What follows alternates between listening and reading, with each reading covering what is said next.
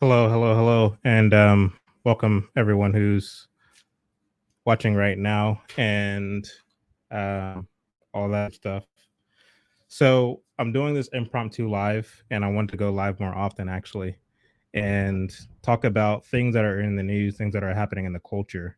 And today I have the lovely Layla Gray, who's going to be joining me. A couple of articles that I came across. Um, yeah. So how are you, Layla?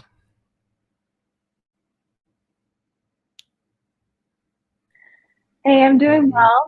there you go. Cool. How are you? I'm good.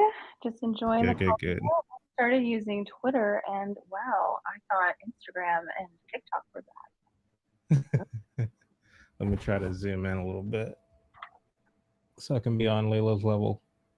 Nice. All right. So, what have you been up to lately, Layla?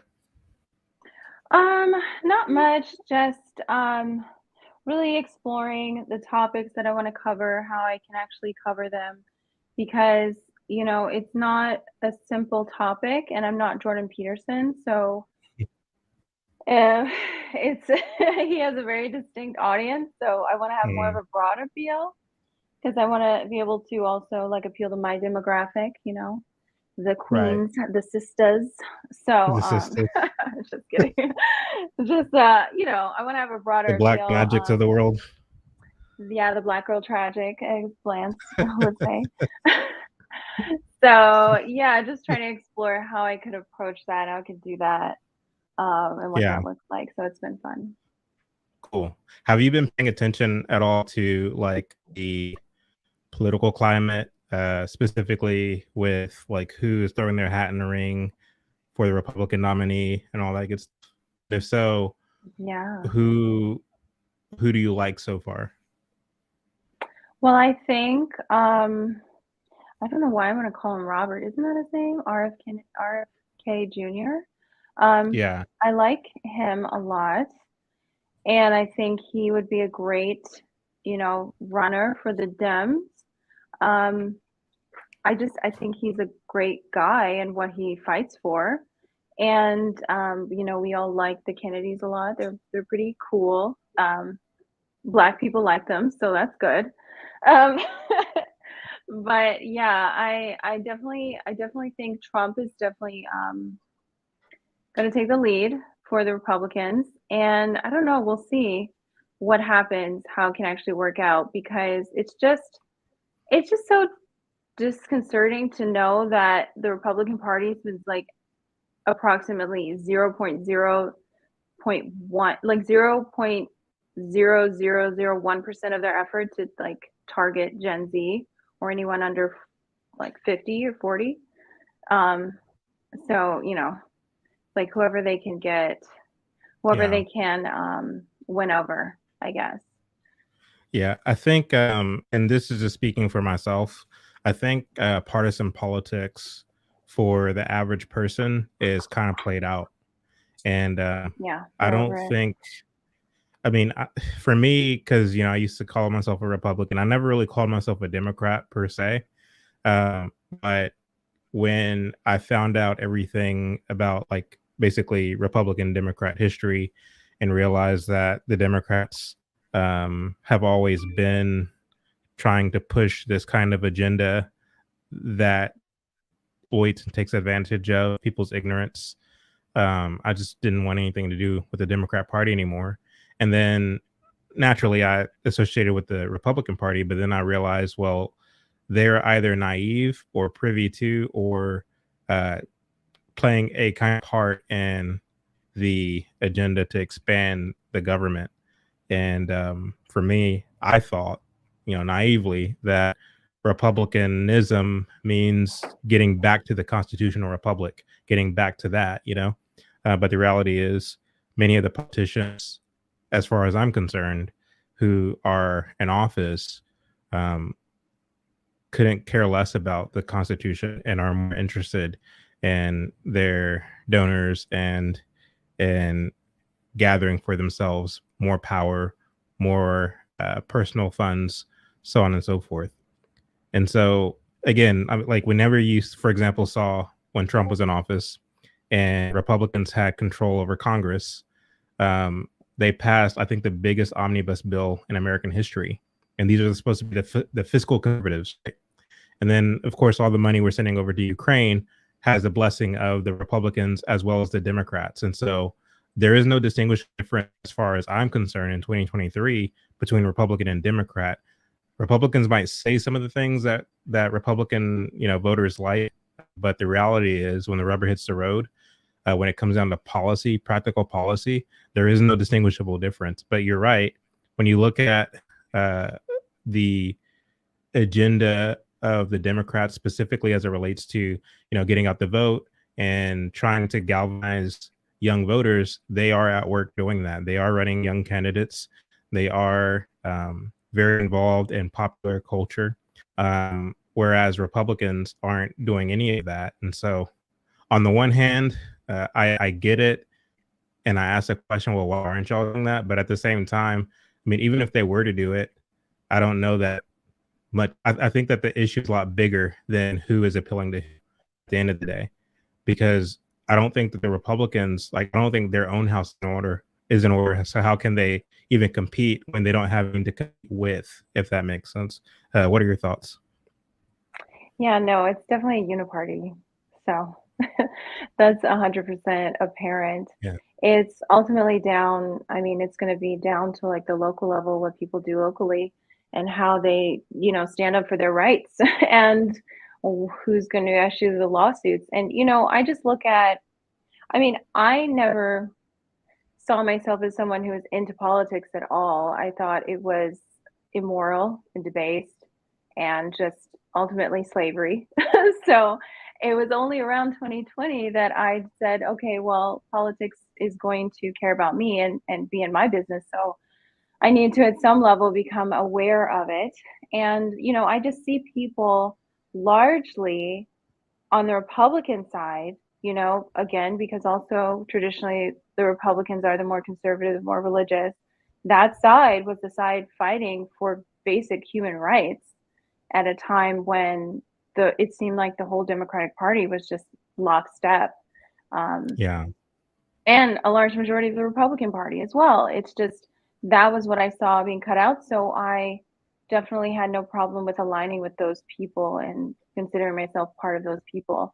Now, moving forward, how are we going to educate and move these things forward? Because, Jack Posobiec, the commentator, he mentioned that during the arraignment for Trump, he was talking about how that the Republican Party is basically a hull, it's a shell that many of the populace, many of the people who are fighting for these rights and, fighting for the people, they just have to utilize because they have to use this, they have to use this channel, this method to get and try to sway and have influence.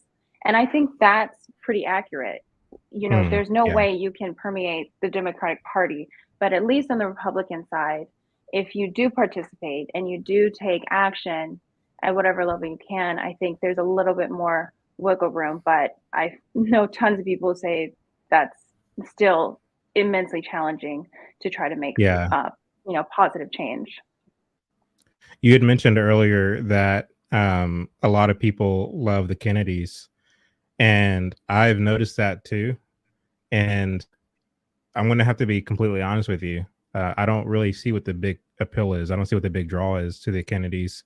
Doing my own research, I found out a long time ago that the Kennedys were deeply corrupt as a family.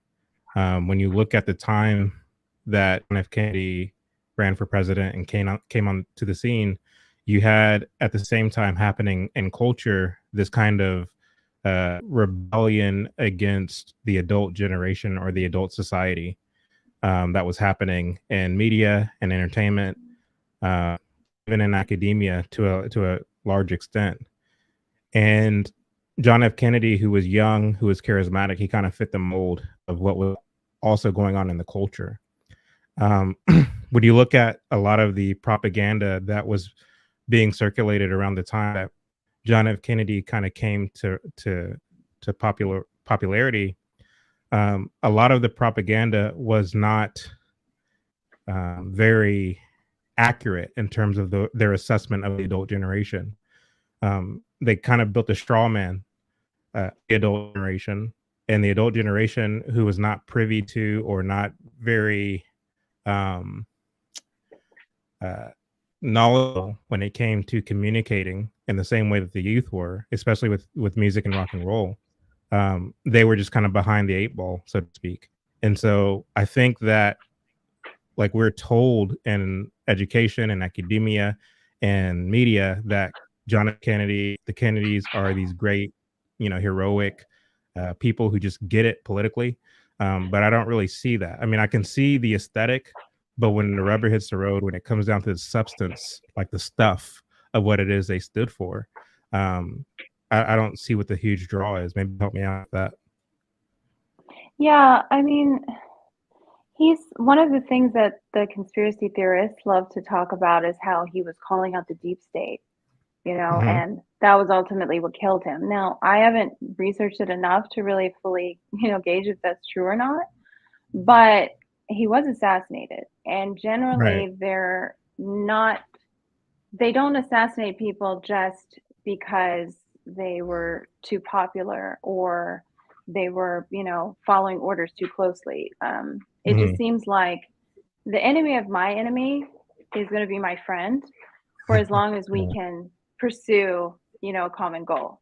Um, so that's how I look at it. And if he's popular for whatever reason, he's sort of romanticized that he's the cool politician, Marilyn Mm-hmm. Monroe liked him, like all of those things. Yeah. And that aesthetic, I do see that. I do see that nostalgia. Um, Mm-hmm. but overall, all of these people, again, this is like insane corruption, insane levels. Like, we can't even fathom how dirty these things get. So Right. that romantic image, if they can translate it to the future, if Robert F. Kennedy Jr. could utilize that for, positive change, that's great. But overall, I don't think we should ever expect any of these people to be good people. They're psychopaths. Yeah. Like, you do Well, it's not a not, matter. I'm you sorry. Go ahead. can't, you can't, no, I'm saying you can't be in this realm, in this arena, in this Mhm. public, space without having some psychopathy. So I don't know Right. what you Yeah, want I me to agree. I say. agree with. No, I agree with that. I mean, like, Yeah. you have to be a madman to run for president of the United States. Like, Yeah. you really do. Um, and my whole thing is, I'm not looking for a politician to be a quote unquote good person. I'm just looking for them to have policies that are reflective of their their constitutional um, Mhm. confines. Uh, Ever since FDR, and I would venture to say even before FDR, um, a lot of our politicians have been loose with what the limitations of their respective offices are. And the fact is, because as a whole, the American population is ignorant when it comes to the limitation, the checks and balances of our respective offices, they are able to fall for the tricks and um, the manipulation that politicians use to win our vote, and that's a fact. So even though a politician is saying something that sounds good, very rarely do we, in our space, or just a lay, very rarely do we even ask the question, well, is what you're proposing even constitutional? And it's a runaway train at this point, and I don't know how you rein that in.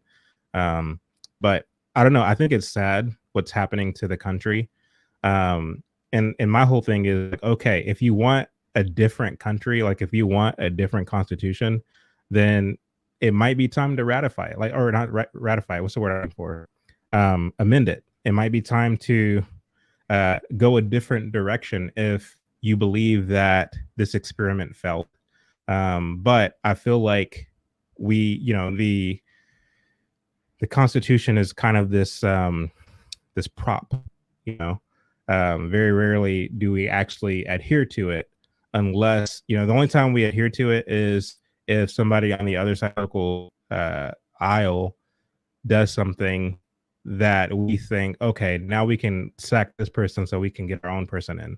That's the only time it's ever applied. But other than that, I mean, it is a runaway train. I don't care if you're talking about Ted Cruz. I don't care if you're talking about, you know, anybody else who is in office. Like, all of them are corrupt as far as I'm concerned. Of course, that's not a message that carries during elections, because people want to be sold an optimistic message in the primaries and in the general election, and we want to pretend that everything is okay, but the reality is, like, keep voting for these people and placing band-aids on the problem, but the reality is that the problem is a lot deeper than just casting a vote. Like, the whole system needs to be reformed, not for revolution, but for the sake of getting back to what was originally intended with our Constitution. I know that sounds like a very nerd thing to say, but it's like, I mean, the direction that we're going in, I don't think is going to be sustainable for much longer. It seems like our politicians are basically priming us, priming our government, priming everything for a kind of global agenda. That's the decisions that they are making are, in my opinion, intended for that ultimate goal. So I don't know. I've been kind of monitoring for a long time, so I'll go ahead and give it back to you. Yeah, no, I have a less nerdy way to put it. We have to the reconquest of America at our hands. That's what we have to handle. Like, we have to take back the entire country, retake it over. Like, someone in a live chat was talking about how it was like with the Spanish when they had to take back Spain from the Moors. So I think that's pretty accurate, honestly. But yeah, I mean, we do have a larger issue. And as I'm learning more about politics and evolving my understanding of it, my cat is knocking down my backdrop. As I'm evolving my understanding of it, I'm learning about what it means to be a citizen. What does it mean to be a free citizen versus a peasant, a serf, the feudal system that they were coming from? What does that mean? And it takes a lot of responsibility. And people have been giving up that responsibility for decades and decades and decades. They don't even want to grow their own food anymore. Do you believe that people are just kind of operating on autopilot? Yeah, no, I think that it's a very complex problem, obviously, and I think it originates with the fact that we're also being purposefully poisoned.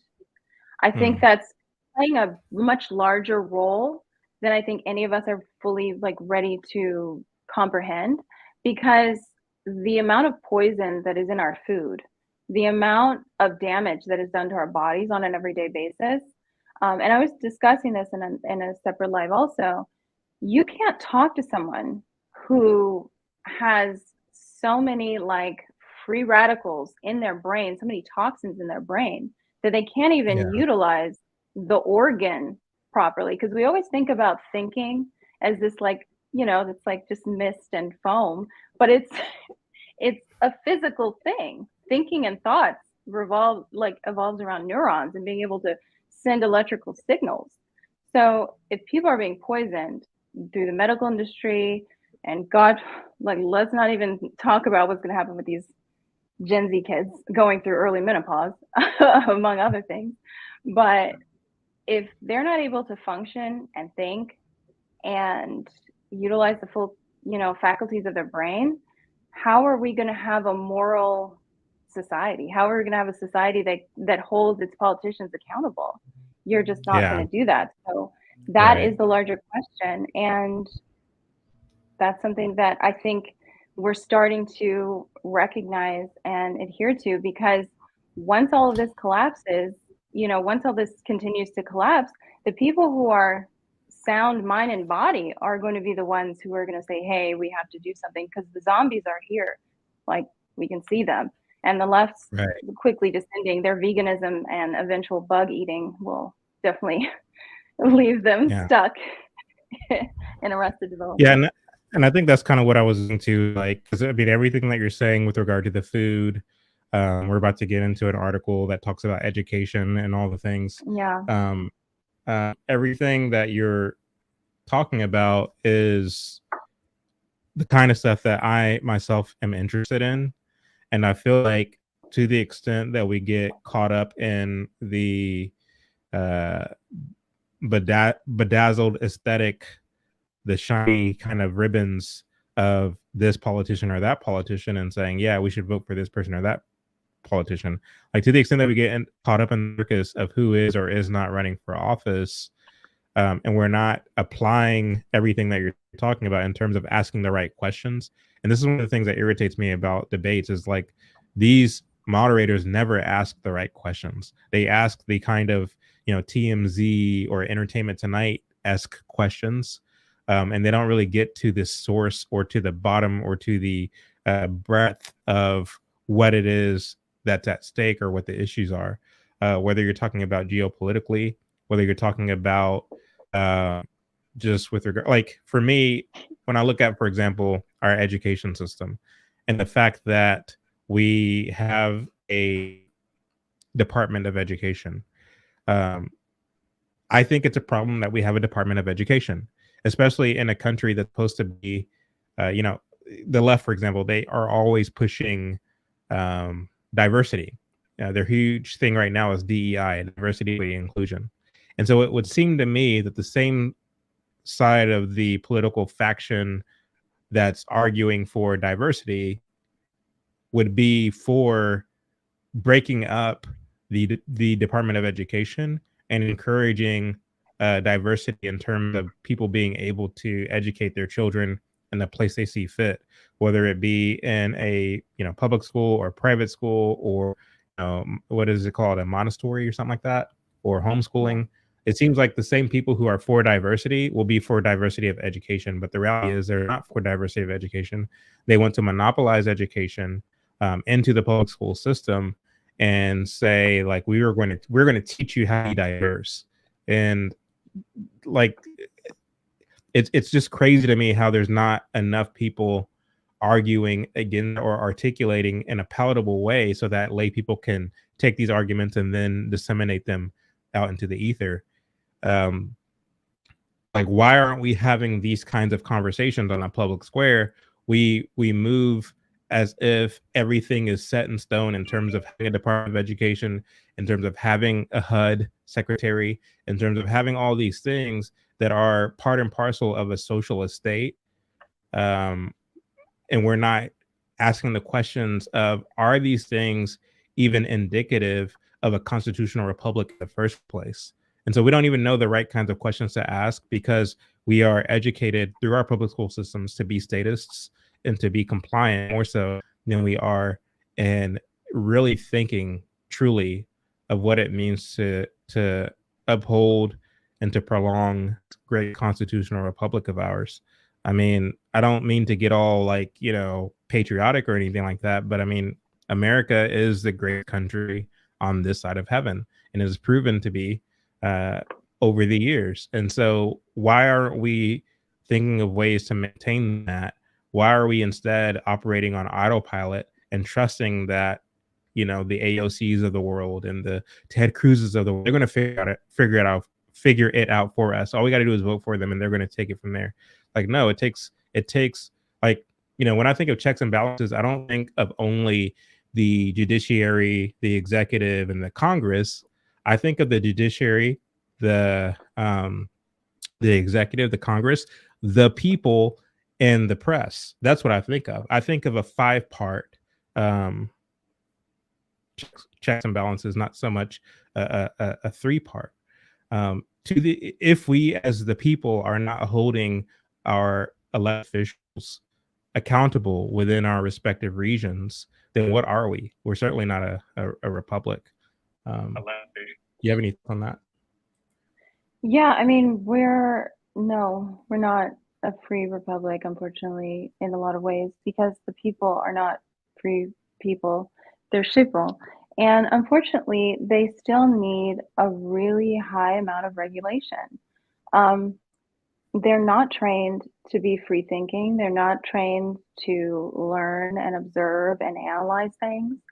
And everything in our media, and I like how you summarized that, it's not, the checks and balances are not just the three arms of the government, it's also the media. That is essential because that is where people do most of their thinking. They've outsourced everything to some external entity, whether it's some bureaucracy, the WHO, or the CDC, or it's CNN. And unfortunately, humanity seems to have this affinity for slavery. I mean, I know that sounds like, inflammatory and like harsh, but that's essentially the state you're in. You do not take control of your mind. You do not take control of the outcome of your actions. Oh my gosh. But you do get to benefit from not having to make choices or suffer the consequences of your own actions. You can also outsource the moral responsibility of your actions. Yeah, I agree 100%. Yeah. Is your cat trying to play, or? My cat is like obsessed, like literally. Oh my god. He's like, you're supposed to be playing with me. No, yeah, So I'm not used to this. I shared this article with you earlier today, and Yeah. thank you, by the way, the new me, Michaela, for the super sticker. Really appreciate that.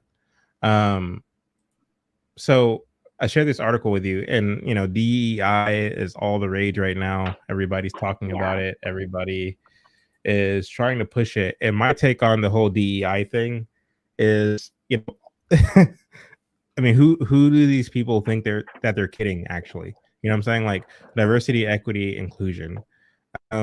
This is a tried and true Marxist tactic where they use well, first of all, they frame a specific group as being marginalized, whether that group be the blacks or the Mexicans or the natives or the gays or whatever the case may be.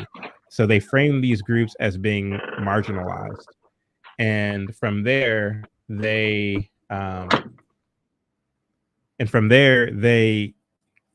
so once they've postured this desired group as being marginalized, they then say that because these people's voices have been suppressed and oppressed for so long, we need to listen to them and listen to their critique of this Western society that's been white dominated for long.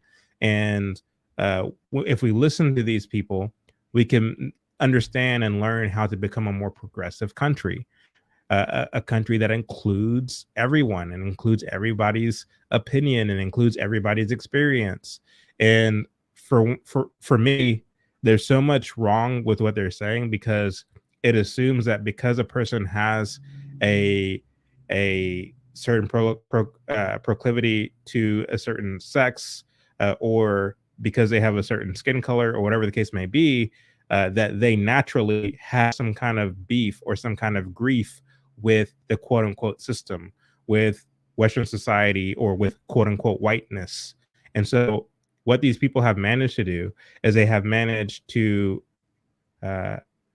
assert that there is a such as quote unquote whiteness, and that whiteness is oppressive to people of color, quote unquote, to LGBT, to indigenous people, to whatever the case may be. All that is pure, all that is holy, all that is good, whiteness is antithetical and oppressive too. And so as such, we need to elevate and celebrate diversity, diverse people groups, diverse opinions, diverse thoughts, so as to criticize whiteness, to minimize whiteness, and to build a kind of utopia on quest to progressive nirvana. And that is ultimately what the goal is. And I'm not just kind of speaking out of my rear end. Like when you read their literature, when you read the articles and the books on critical race theory, when you read the literature on SEL, social emotional learning, when you read the literature on culturally relevant learning, right? When you read the literature on trauma informed learning, all these different things. Again, it first and foremost communicates to you that because you have a position of hierarchy or privilege, you have been unknowingly what, let me slow down. You have been unknowingly being oppressive to these people who have suffered a certain trauma as a result of their blackness, or as a result of their gayness, or as a result of their queerness or transness or what have you. You have been unknowingly being oppressive to these people.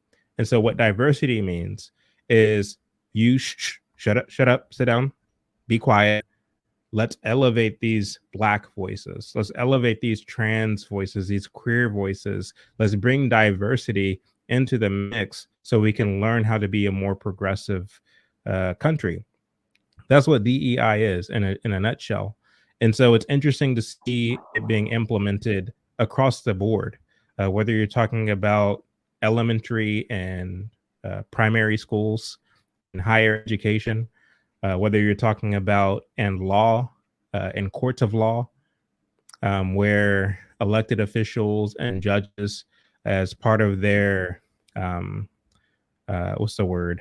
Whenever you are, yeah, orientation. As part of their orientation is to learn DEI. To get a government job, you have to, as part of your orientation, learn DEI. As part of becoming an educator, part of your orientation to learn DEI. As far as being a law enforcement officer, learn DEI. And all across the spectrum, in corporate America, in blue collar jobs, even they're pushing this diversity, equity, inclusion. So to me,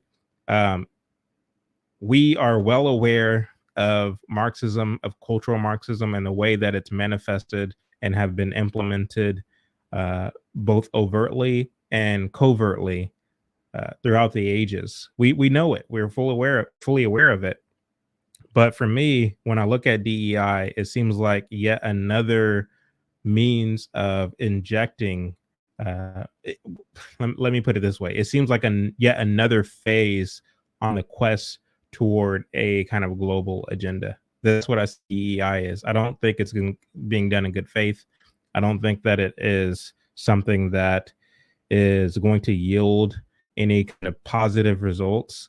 And I think that while there are some people who are useful idiots who are tasked with the role of being, diversity directors and so on, like that's literally their job description. While some of them believe that what they're doing is good work, I think that those who are the kind of architects, if you will, of DEI programs and organizations and classes, I think that they know full well what they're doing and kind of where we are in the course of history.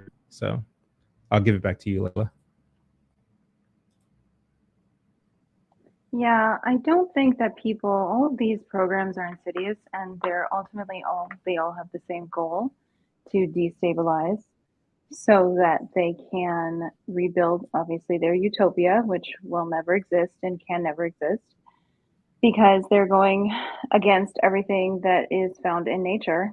That's just their primary goal. So it's sad that they're able to do this because they are so covert. They wrap it in such nice little packaging. The idea makes sense. Their arguments make sense. But once you start to see the outcomes, that's when you see, okay, this is actually not going to achieve the goal that I want. It is nice to have diversity. It is nice to have people who are, look like and can identify, because people are so insecure. Ultimately, this goes down to people's insecurities and wanting to be seen as validated and part of the tribe or whatever it is. But you should have a group based on merit, based on what they achieved, and leave it at that. It shouldn't be, I need other Black women at the job. Well, I do need to atone for my privilege also, because I was told by an MTV documentary recently that I have light skin privilege, so I need to atone for that. So What a mess. I don't know how I do that, but it primarily focuses on me, like letting someone yell at me. Anyway, so so all of these programs, they have one objective. Leftism is about destruction. It's about destroying things. It's the decay process. And if we could articulate that, for example, to help people understand that all of these things, yes, they break down this sort of rigorous hegemony, this uniformity, like it's not all white men here, it's going to have some diversity. Yes, it breaks that down.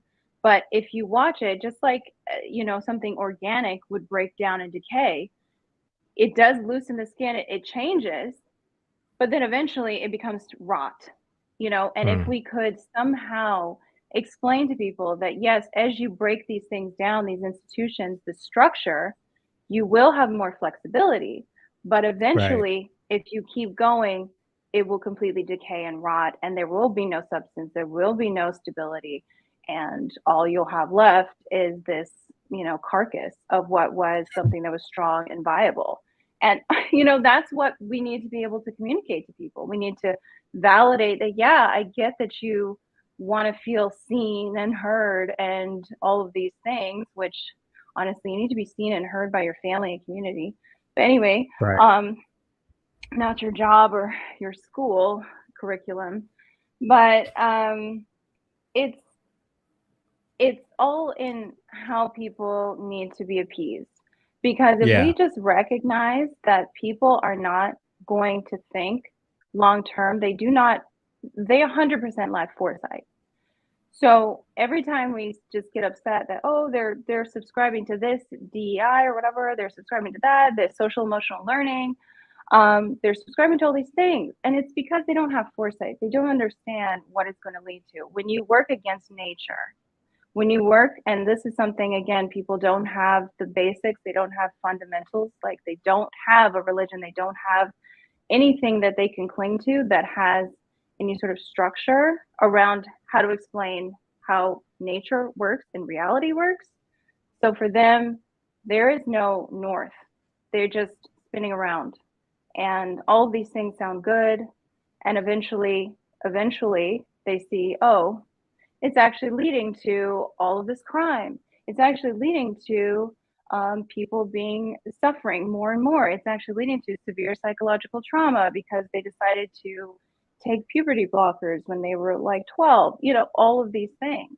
And unfortunately, the leftists know that it's going to happen, and they plan for it, and they have contingency plans for when it happens, and they know how to discard the refuse once it's all used up. Oh, once the school collapses and the city becomes unlivable, oh, move on to the next phase.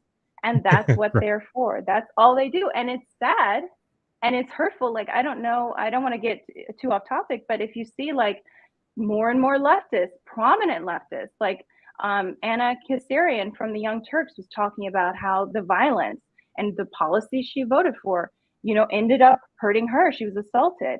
All of these things, it's going to come to collect.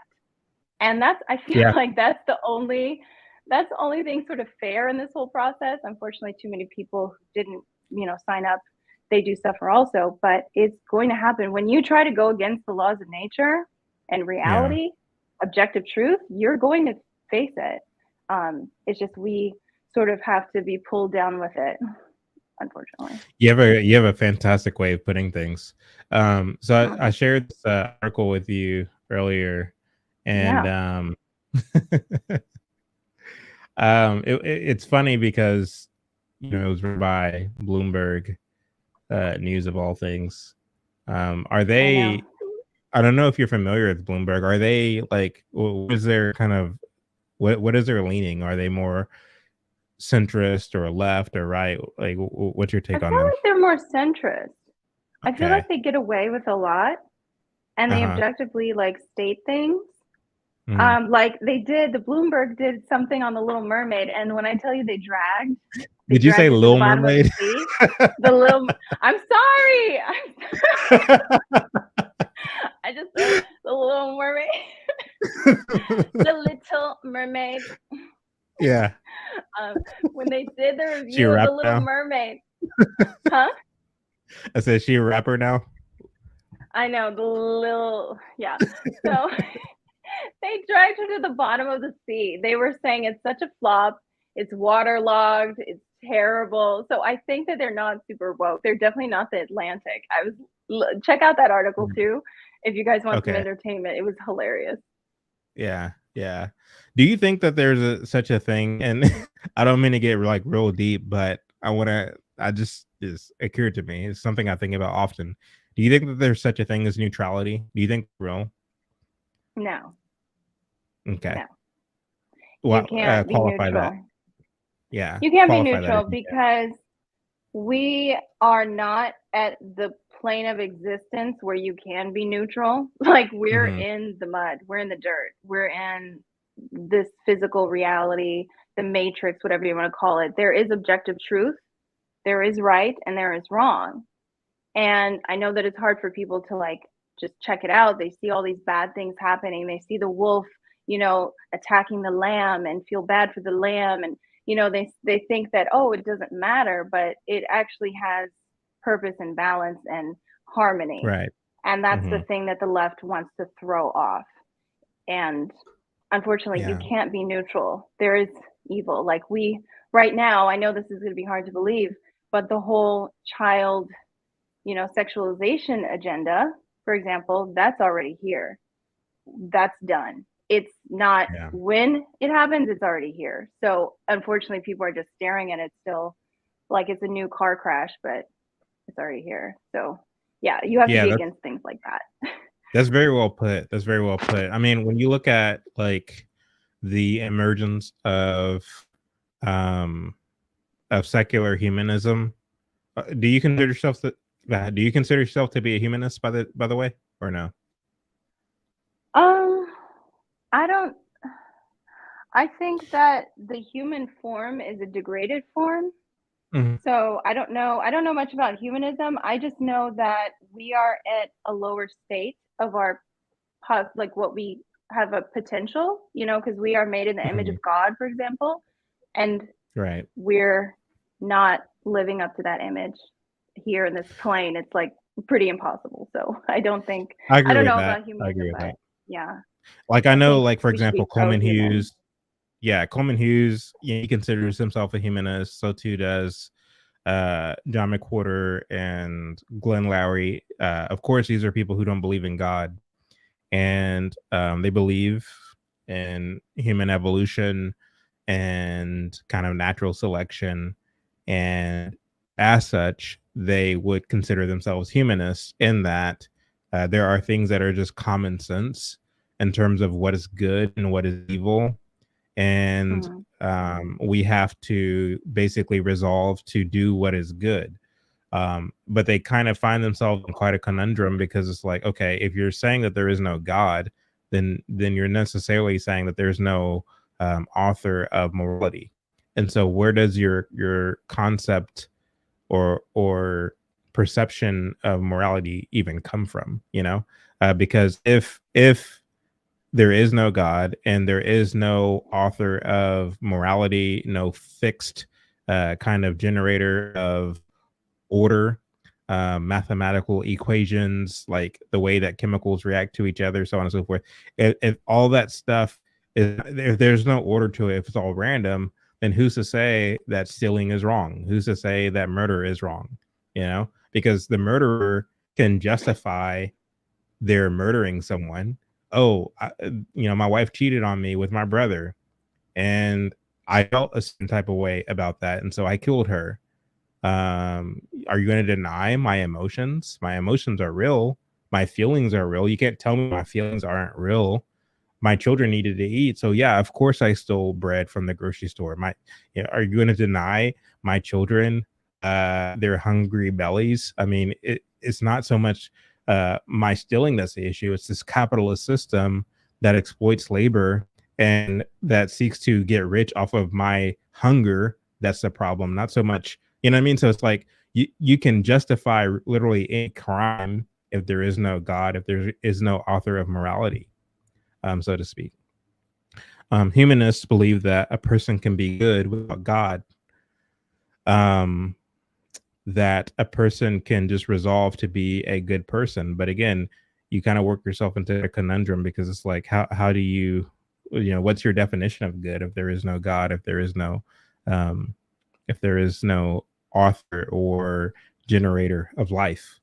And so for me, it's like, when it comes to neutrality, I would agree with you in that there is no such thing as neutrality, is because um, when it comes to right and wrong, there is no gray area. There's only black and white. And really it's up to the judge's discretion or who we vest the power, to be judge, whether it be, in a constitutional republic, in a communist system, and, whatever the case may be. We as human beings, as the electorate, as the citizens, vest power either willingly or through coercion into a certain person or group of people. And they are tasked with the role of exacting judgment on a person or, whatever, who's accused of a certain crime. And so, when it comes to neutrality, I don't think that there is such a thing, because one have to basically filter their judgment of a thing through their own kind of preconceived notions, their own beliefs, their own ideas of what is right and what is wrong, and so on and so forth. And to the extent that a person makes a decision or a conclusion to pass judgment on a thing, they have to do so by recognizing an established code of ethics. And so, again, like true neutrality in its rawest sense, I don't think that there is such a thing, because, again, to the extent that a person has to come to a conclusion, that conclusion has to understand and recognize and acknowledge a fixed code of ethics. I don't know if I'm, speaking to it correctly or not, but what are your thoughts on that? I feel like when I hear about that philosophy, like a lot of things in philosophy, it's just overcomplicating things.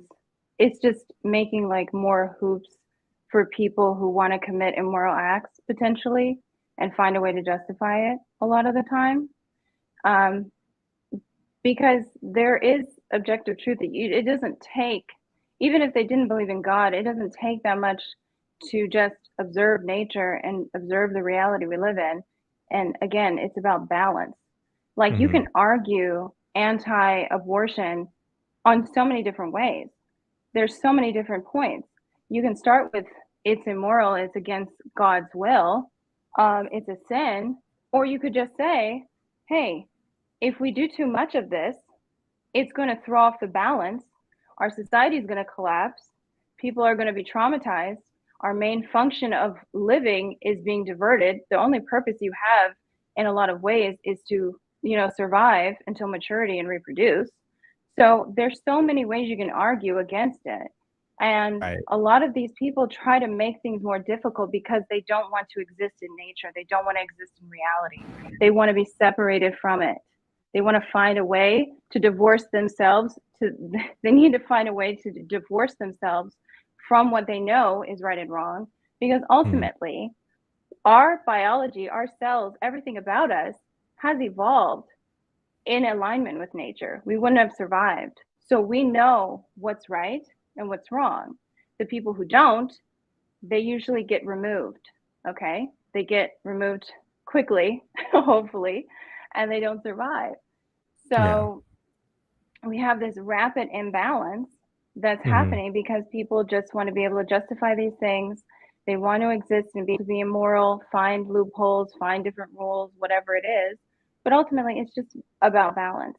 Yes, there are bad things that happen. Yes, there are good things that happen. And if the bad things just keep going, you're going to see the results. It's going to be a Chicago. It's going to be New York. It's going to be, the collapse of Rome, whatever instance you want to see where societies have collapsed. It's always interesting, like watching debates between, evolutionists and creationists, because the evolutionists necessarily has to keep everything that they're saying confined to the raw sciences, the neurosciences, whereas the creationists has the ability to talk about the raw sciences, the fixed sciences, and also bring in, theology and philosophy, because the two do merge at some point, and to pretend that they don't, that, oh no, we can only talk about everything from a natural perspective.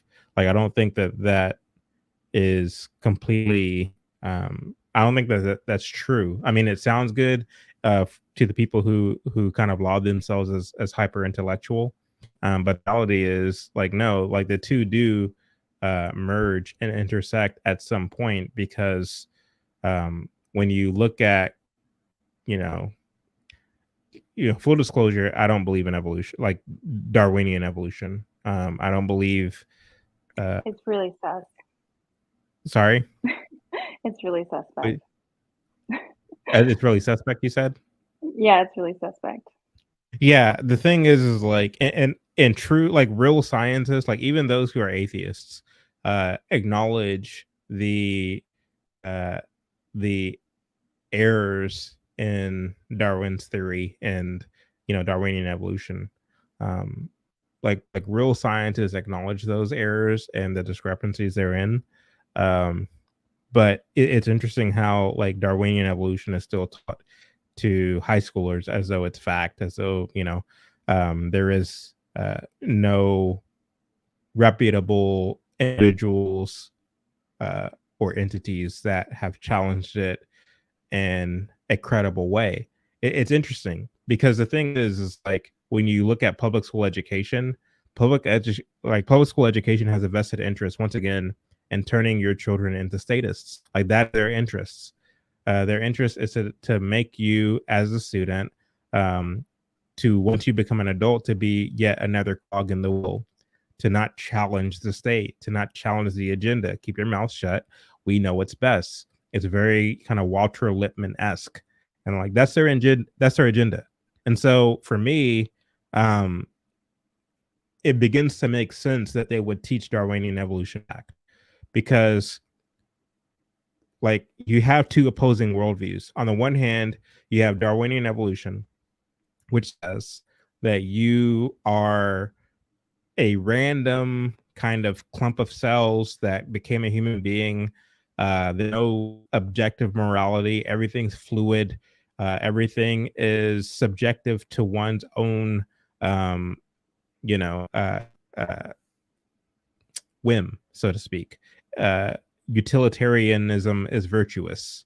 In other words, a thing isn't considered quote unquote good in itself. A thing is considered good to the extent that it yields for the individual or for the group a desired outcome. So it becomes this thing, of utilitarianism versus deontologism.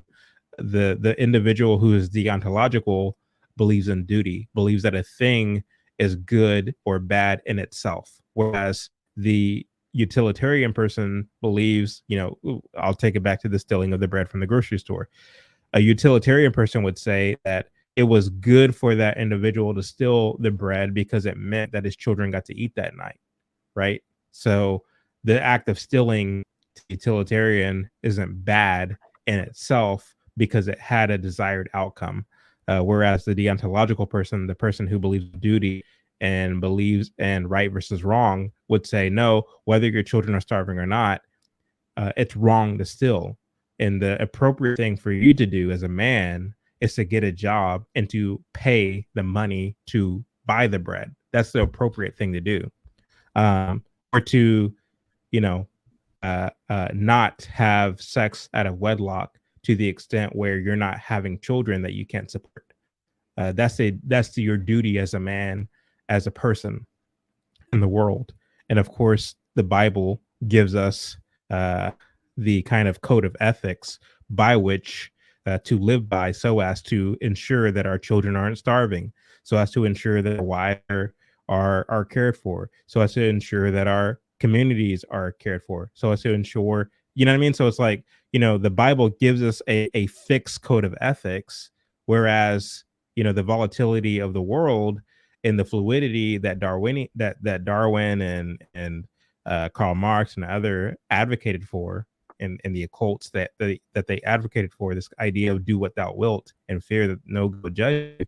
It's this kind of chaos that they're advocating for, which breeds um, hostility, animosity, so on and so forth. So I'm kind of getting away from the matter at hand, but Yeah, we're getting into deep waters. Deep waters. Yeah. So it's like, I don't know. It's just interesting because, when you look at our public schools and they're teaching Darwin, who was an occultist, who didn't believe in God, who believed that, there is no fixed code of ethics.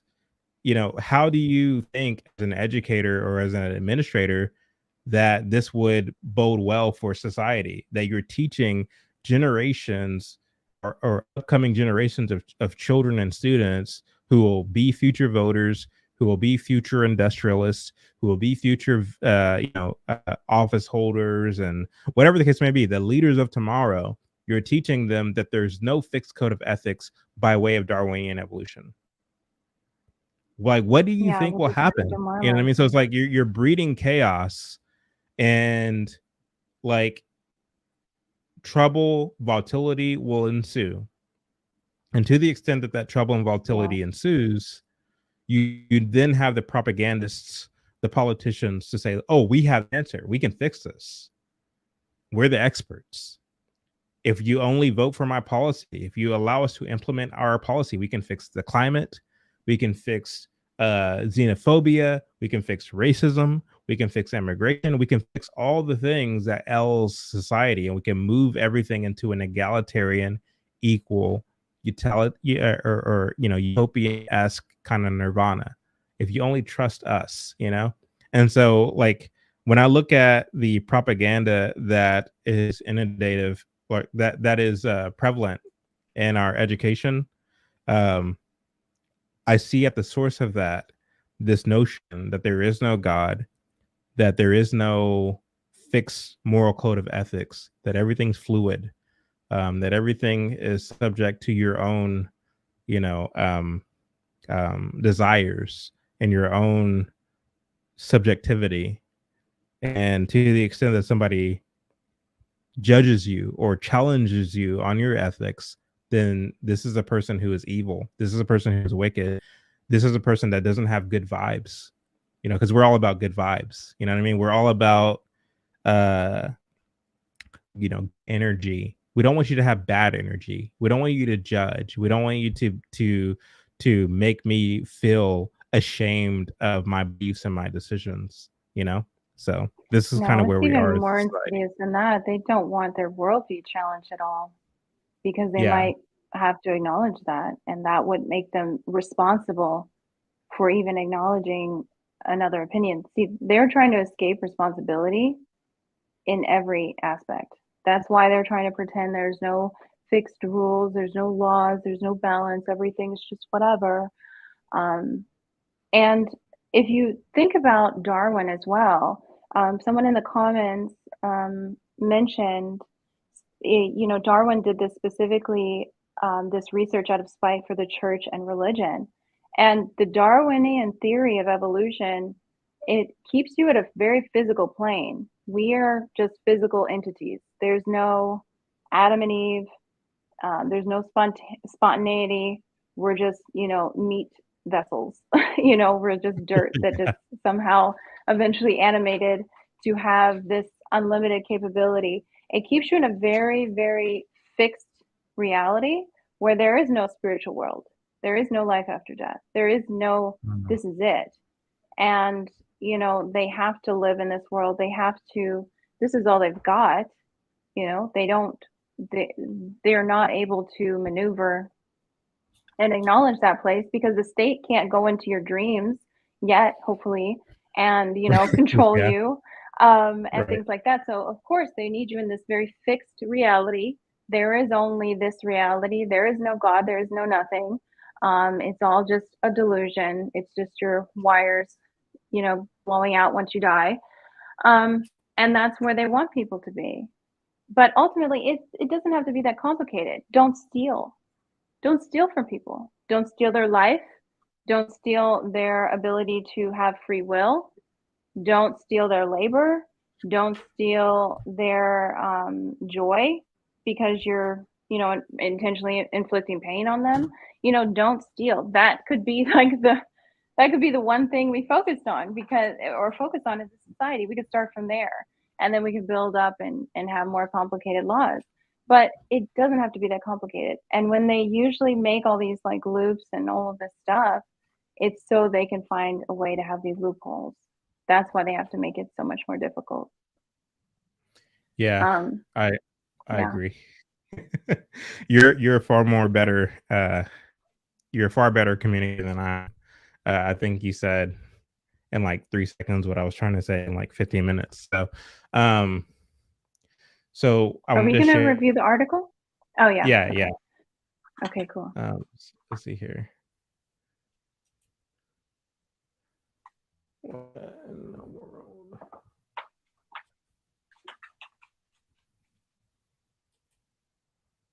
Yeah, great comments. Everybody's sharing some really good comments.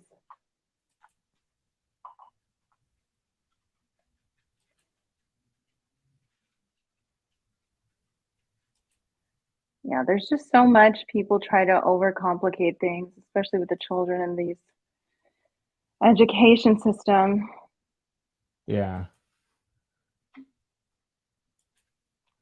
And I just hate that they try to condense morality into like, oh, it's this religious doctrine and this sect. It's based on Catholicism, or it's based on this, or it's based on that. And it's like, these have to be pretty universal principles. We're all human Right. beings. So that argument that they make is just null. It's like every single society that's functioning, that is able to reach any sort of level of stability, has to maintain these principles. And I want to circle back while you're bringing up the article to the man who had to steal for food. Now, one thing that I was also put heavily in my head when I was a child is that you always have these choices. You're not limited. You're always told the Hmm. truth, and you're not limited. Right. And the guy who had to steal the bread, why didn't he just go ahead and hunt? The world is a large place. Hmm. If you find corruption in one place, that's why the world is big. You can get up and you can hopefully go walk around and go find some sustenance somewhere. So there's never Right. any really justification for this elaborate, and especially no justification for stealing a bunch of Air Force Ones and jerseys and like sweatpants from the Nike store. Um, that's not the babies being hungry, as I like to troll on the internet now whenever we see the like Right. theft and rampage. The children are just hungry. Oh, the babies. And it's just like, what? Oh my God. They're clearly not babies, and they're clearly not hungry. No, So, but like this kind of goes to show like how those on the left, the proverbial left, and kind of struggle to even use that word, the left, because or that phrase, the left, because it's like it's not just the quote unquote left. Like a lot of people who consider themselves conservative or who vote Republican do this as well, where they justify um, clear crimes or sin because they see it as this kind of gray area kind of thing. Uh, and the thing is, like, when you consider a democracy versus a constitutional republic, the distinguishable difference is that when it comes to a democracy, it's heavily predicated on mob rule. And so whatever the populace or the people feeling at a given time, that is the thing that should have the upper hand. Consensus should always have the upper hand. Whereas a constitutional republic is an acknowledgement of the rule of law. And so regardless of what the mob is feeling or not, if it's in the law, if it's codified in the law, that holds the upper hand regardless of the feelings of the people. And to the extent that you wish to change the law, you have to go through a rigorous process of doing so. And so that's the better system. That's a better, more humane system as far as I'm concerned, because to the extent that, you are a quote unquote minority or what have you, to be able to acknowledge, like, look, we have a code of ethics that we recognize in our law, and that's what protects me, and I'm innocent until proven guilty or what have you. That protects you from the mob that wishes to decapitate you because they are, caught up in the storm of emotions at a given time. And so democracy is not the answer. A constitutional republic where law rules more so than does the group or the man. um that's a preferred system. And as Thomas Sowell says so eloquently, um there is no such thing as a perfect system. There's only trade-offs, and we have to, as such, uh, determine what are the net positives and the net negatives of a specific idea, and these are the things that we as human beings have to analyze, um, um, acknowledging all the while that there is no such thing as a perfect society or a perfect idea. So I'm hoping that makes sense. So Yeah, it does. It's um, more complex than people want to take responsibility for ultimately. no, but I like how you are able to to simplify things. Um, so here we go. All right, so here's the article. It's like I said, by Bloomberg, and the title of it is "Parents Sue Elite Schools for Indoctrinating Their Kids with Anti-Racist Policies." Now, when I shared this with you today, Layla, one of the first things that you said, which is so on the money, which is it's not only the public schools, it's actually also a lot of the private schools or the elite boarding schools that are also preaching and teaching this kind of propaganda. Do you mind expounding on that? Yeah, no, people are not paying attention to that at all. They think it's so focused on just the public. It's something that the school boards are pushing, and they think they're immune to it. A lot of the parents think that their elite status is going to help make them immune to this, but that's not the case. So Right. again, every single person, every single adult needs to be paying attention to this because this is the most important thing. Indoctrinating children is the most important thing. I don't know. I don't care what anybody says. Once you're an adult, you're done. Like whatever, you're gonna die soon. That's what they consider. The children have the energy. The children have the malleability. They're malleable enough to be indoctrinated to really take whatever indoctrination they have and push it even further. That energy, that stamina, that focus, that creativity, that passion, it's largely lost in most adults. Most adults are beaten down by trauma and all of the things, like somebody broke up with them and they got a divorce or whatever, and so now they're broken people. So they want the kids, and people do not think about that because they're not propagandists, they're not social engineers, they're not running things. Okay, so for them, they think they're the ones who are important. Oh, it's Jim Bob or it's Kelly Ann or whatever. Yes, they're critical, but if we fully just focused on how important these children are, because they're the ones who are going to push this even further. They're the ones who will have no point of view. They will have no normal to reference. That's what we keep forgetting. There is Right. no, pre-COVID for a lot of these people. They don't know a reality without that. And people are just Yeah. so stuck in their own egos that they don't recognize it. So yeah, it's everywhere, and it's the real. This is the real thing. This is what's really important. Yeah, 100%. So I live in Dallas, and I have some friends who actually live in Highland Park, which anyone who knows anything about Dallas knows that Highland Park is the more affluent part of Dallas. The houses there, I think on average are about $5 million, and I know people specifically who moved to Highland Park because they wanted to get their kids in school, and they believe that, you know, if I get my kids in these schools, then they'll get a superior education. And although that may be true in some respects, the reality is that Highland Park, as well as Mansfield, as well as a lot of these, you know, more affluent areas across DFW, are just as woke as, you know, some of the more urban or quote unquote lower income school areas. Yeah. And so it's inescapable, and it speaks to the pervasivity of it all, which I was talking about earlier, where you can't get away from it.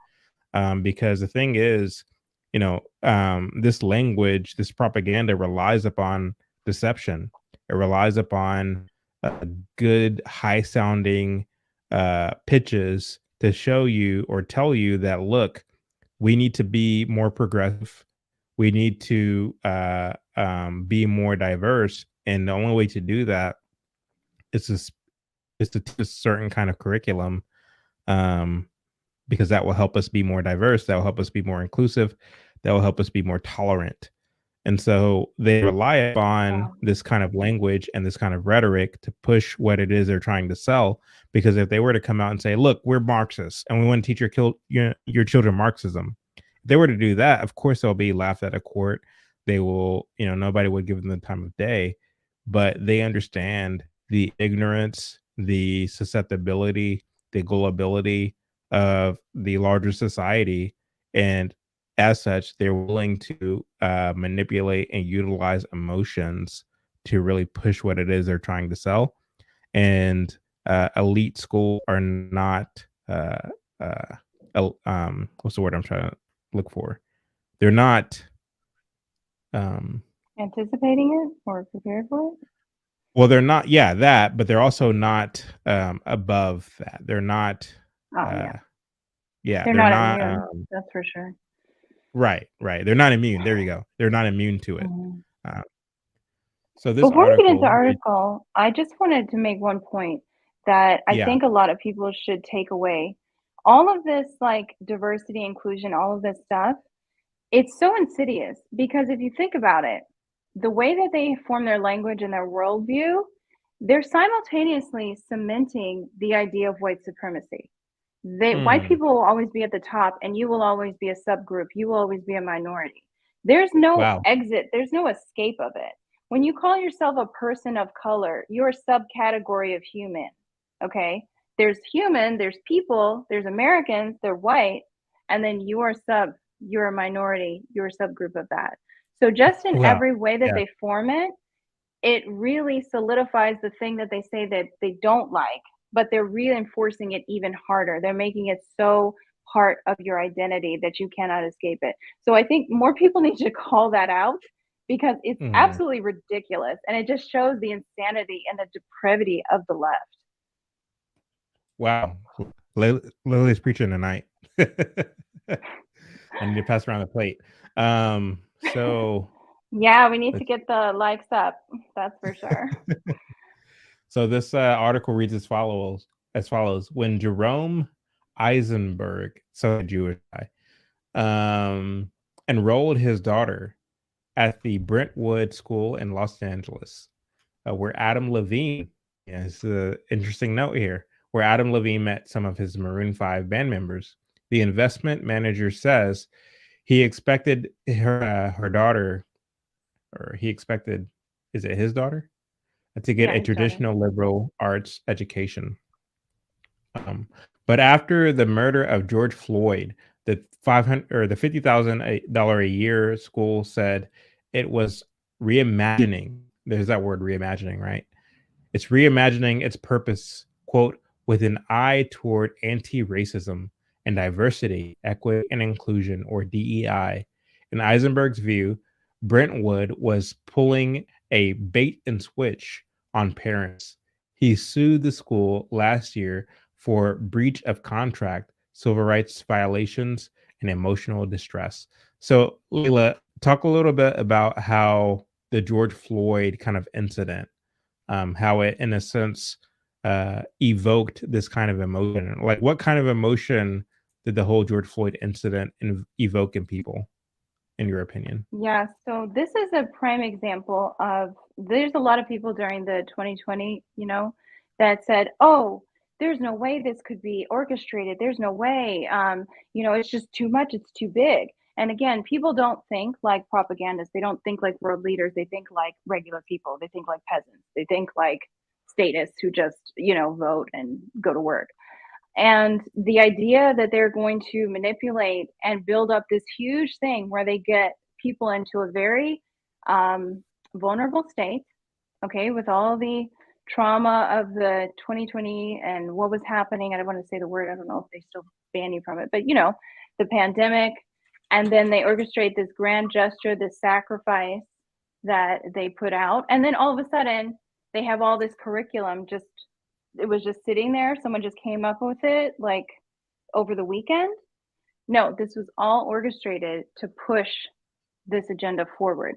And whether or not it was a coincidence that they just had it ready and they saw, okay, this is happening, this is going to be a great time.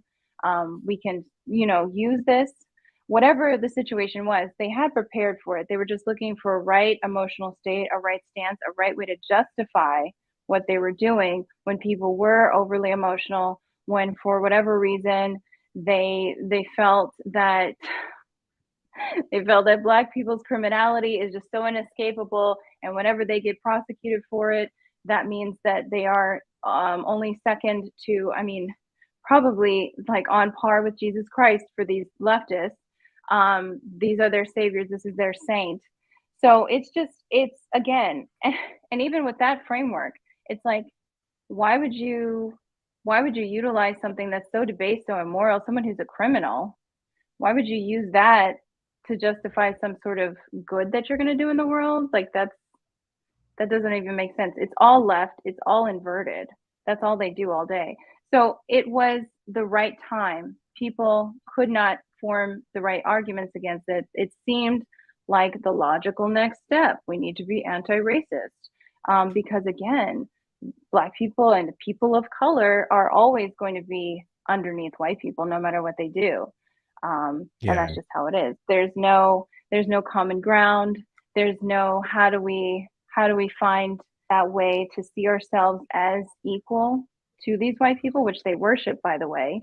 I don't know if you guys ever talk about it on this platform, but but the most astounding thing with me is how much Black people are white supremacists themselves. It's they're so 100%. Upset. Yeah, they're just so obsessed with it. It's like, why do you worship these people so much? Why do you have to be this subcategory all the time? But yeah, it just worked really well. It was a great time.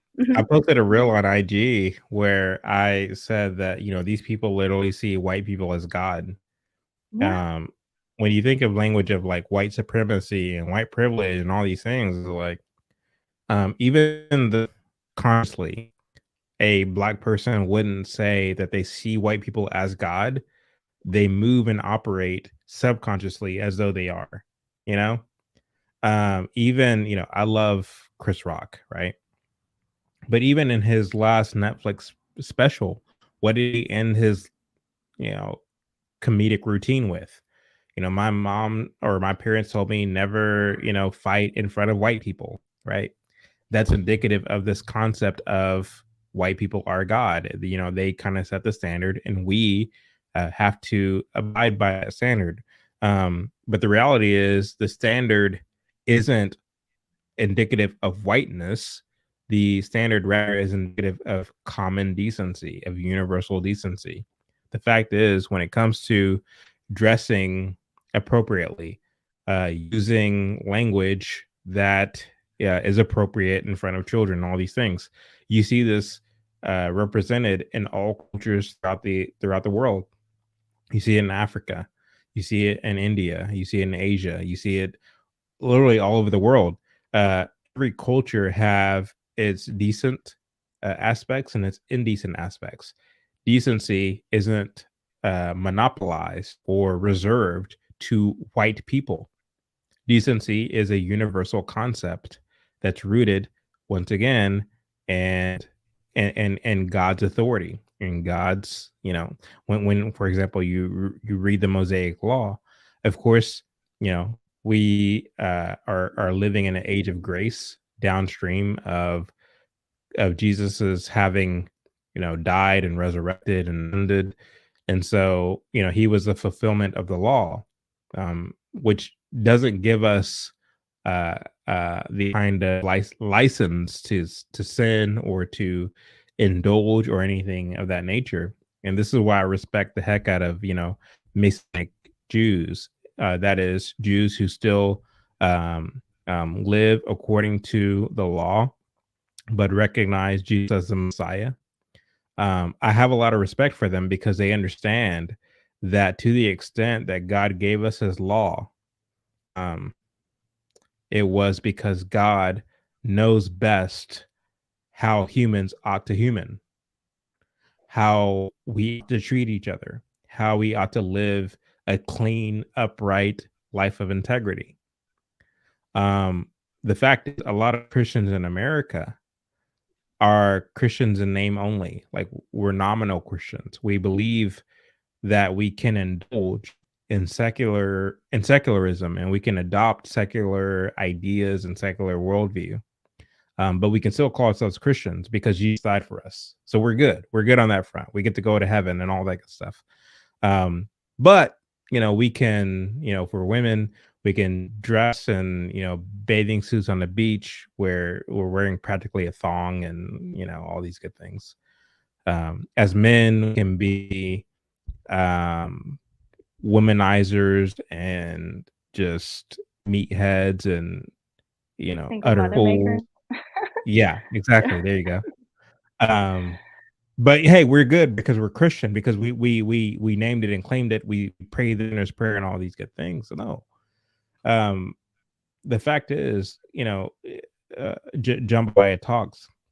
She did a Twitter space recently where she talked about, faith without works is dead.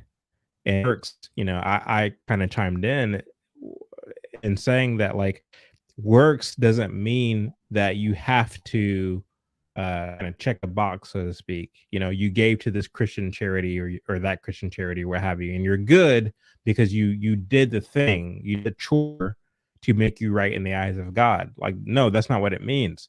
Faith without works, like, what that means is, like, because I trust that God is, like, the author of the universe and of creation and of me and of morality and so on and so forth. And because I also acknowledge that, like, I have sinned against him, I am grateful for the fact that Jesus died for my sins. And because of gratitude, because of my thankfulness of the fact that Jesus fulfilled the law on my behalf, um, like, my works, so to speak, is an overflow of my thankfulness. And so I do fatherhood, I do friendship, I do because I'm a business owner, like, I do employership, if that's a word. I do all these things in a subordinate way to the lordship of Jesus Christ. I don't do it perfectly by any means, but again, everything is subordinated to the teachings and preachings of Jesus Christ. Um, because it's like, I acknowledge that God has um, the best course of action for how I ought to live life. To live life on my own whim or by the edicts of secular society will only ever yield uh, uh, a detriment result. When I do things the right way, regardless if I benefit from it or not, I can rest assured that I did the right thing at the end of the day, if that makes sense. And so, again, it's like, um, you can't. I don't know where I was going with that, but yeah. So, well, so as far as this article is concerned, to Hmm. get back to it, so they go on to say, uh, so this is an individual. His name is Jerome Eisenberg. He says, "Quote: The curriculum the curriculum change shifted away from teaching students critical thinking skills, how to think, and started to indoctrinating them into what to think based on Brentwood's preferred political fad of the moment, Eisenberg said in his lawsuit. Brentwood succeeded in having a suit sent to private arbitration in November. A representative of the school declined to comment. So Republican politicians have, like Florida Governor Ron DeSantis, have pushed laws to curtail instruction in gender, sexuality, and racial identity in public schools. Private schools aren't subject to school laws, but that doesn't mean they're immune to the cultural war. Conservative leaning parents have voiced opposition in other ways, including by filing lawsuits. And so that leads to an interesting uh, uh, kind of crisis as far as I'm concerned, Layla. Because the thing is, like, when you look at the private sector, it's interesting that these parents are, uh, posing a lawsuit against these private schools because it's like, okay, on the one hand, I'm all about the private sector. I'm all about taking your children's education to your own hands. But at the end of the day, it's like, have you not done your research to see what the school is all about? Like, you're now trying to sue the school for being quote unquote anti-racist or for pushing critical race theory. You know, it's um like, do you really have a right to sue them? Um I think it was a because bait I and mean, switch. okay, go I ahead. think there was a collective understanding of what liberal arts was, and it was a bait and switch. Like, can you imagine, like, within a year, the whole curriculum changes, and it does it in such a covert way. Like, it's very covert. It's not in your face. They actively say they're trying to hide this from parents. They're trying to hide all of these things. So Mhm. you have an understanding of what education looks like. Let's say maybe your kid had just, gone to that school. They're about to graduate. So you already have this, you're lulled into this complacency because you think, okay, I understand what the curriculum is. And then all of a sudden, like, the trap snaps and the George Floyd thing. And then all of a sudden we have this anti-racistness that, what does that even mean? What does that even include? So I think people, unfortunately, they just weren't prepared. I mean, it's so convoluted. It's not direct at why it's bad. You would think, oh, teaching people social emotional learning so they can be more empathetic and be able to communicate better. Oh, that sounds great. Oh, but they're actually learning to communicate the ideology, and they're actually learning how to have dysregulated emotions and view everything as some sort of microaggression. That's the that's the social and emotional learning that they're getting, you know? Yeah. So I think yeah, I can empathize with him. And I mean, in a lot of ways, all we have in America is to sue. Like, that's how we got so much of this COVID stuff, overturned and got our rights back. Yeah. That's the only recourse. But is this defendant not on an island, so to speak? And what I mean by that is, you know, he's someone who is privy to what anti-racism, quote unquote, is. And the whole idea of him putting his daughter in this elite school is because he knew that it would put her in positions of privilege, so to speak, that it would open up doors for her that you wouldn't have access to if you went to a traditional public school or what have you. It will put you in network with people who will open up opportunities that a lot of people don't otherwise have. And so that's kind of the one of the um, benefits of putting your children in an elite school or a private school. Um, um, if you are a person who earns a certain degree of wealth.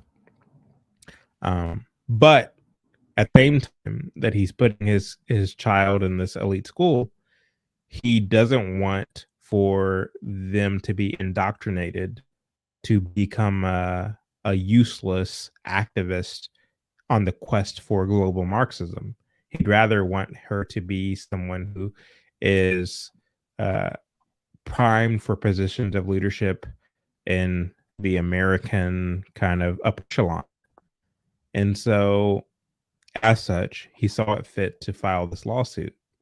Whereas a lot of people who are sending kids to these schools, they don't mind the teaching of DEI or SEL or TIL or what have you. They don't mind that because at the same time that they recognize that their children are getting this education, they also want for their children to be virtuous by what society says is virtuous, namely to be tolerant, to be anti-racist, to be all the things. Because one of the things that I think is true of the elite class or the wealthy class is that they don't want to do anything that will jeopardize their comfort. And so if it means, and Swift is, I think, a prime example of this. If it means saying certain things or agreeing to certain things in society that is the kind of, flavor of the day, they're going to do it if it means securing their degree of comfort that they enjoy. They're not going to come out and support pro-American ideas or pro-constitutional ideas in a time where the Constitution is saw or is seen by the general public as being um uh what's the word? Begins with a C. Um uh as being a kind of colonizer, a Oh yeah, colonizer's, literature. that's right. Yeah. They're not going to do anything once again that puts them at odds with the mob. They want the mob to be on their side. And so, as such, they're all too willing to subjugate their children to SEL and to DEI if it means, on the one hand, securing their status in the upper echelon of society, at the same time, putting them in network with individuals who are tomorrow's leaders. And so, with all that being said, is this guy who filed this lawsuit not on an island in terms of, him being a crusader against DEI? Yeah, that makes sense. I think, yeah, I agree. They'll do whatever it takes. They want to maintain their status. They want to go with whatever's the current trend, social trend, as you mentioned in the article. So it's unfortunate that people, again, they don't have morals. They don't have a reason to support the Constitution. They don't have a reason to maintain their freedoms in the country. They're leftists. So they want to break everything down. Which is why we need to have a culture where we promote these things, we make them fun. Um, you're not going to be able to spend time crocheting cute little bags or sequencing your face with all the like these arts and dots that all the Gen Z Yeah. likes to do with their makeup when you're working in a coal mine because you're under like harsh authoritarian top down control system where there's not enough power and food, which is what inevitably would happen if they got in power. So, and it's actually what's happening where they want us to be, have no energy to do the things we need to do and survive because people who are dependent and people who are desperate are much easier to control. But in any case, that's why we need the culture. We need a culture that says and explains to people, okay, why is it that you don't need to listen to this batshit crazy lunatic school board leader woman or man? Why is it these ideas won't mesh well? They won't seem like a good idea because the culture doesn't support it. You have to create the conditions for this parasite to flourish, for this Marxist parasite to flourish. And unfortunately, they had the conditions. So Wow. that's Yeah. ultimately where it goes to. But yeah, there's not many people who are going to stand up. And this is the other thing.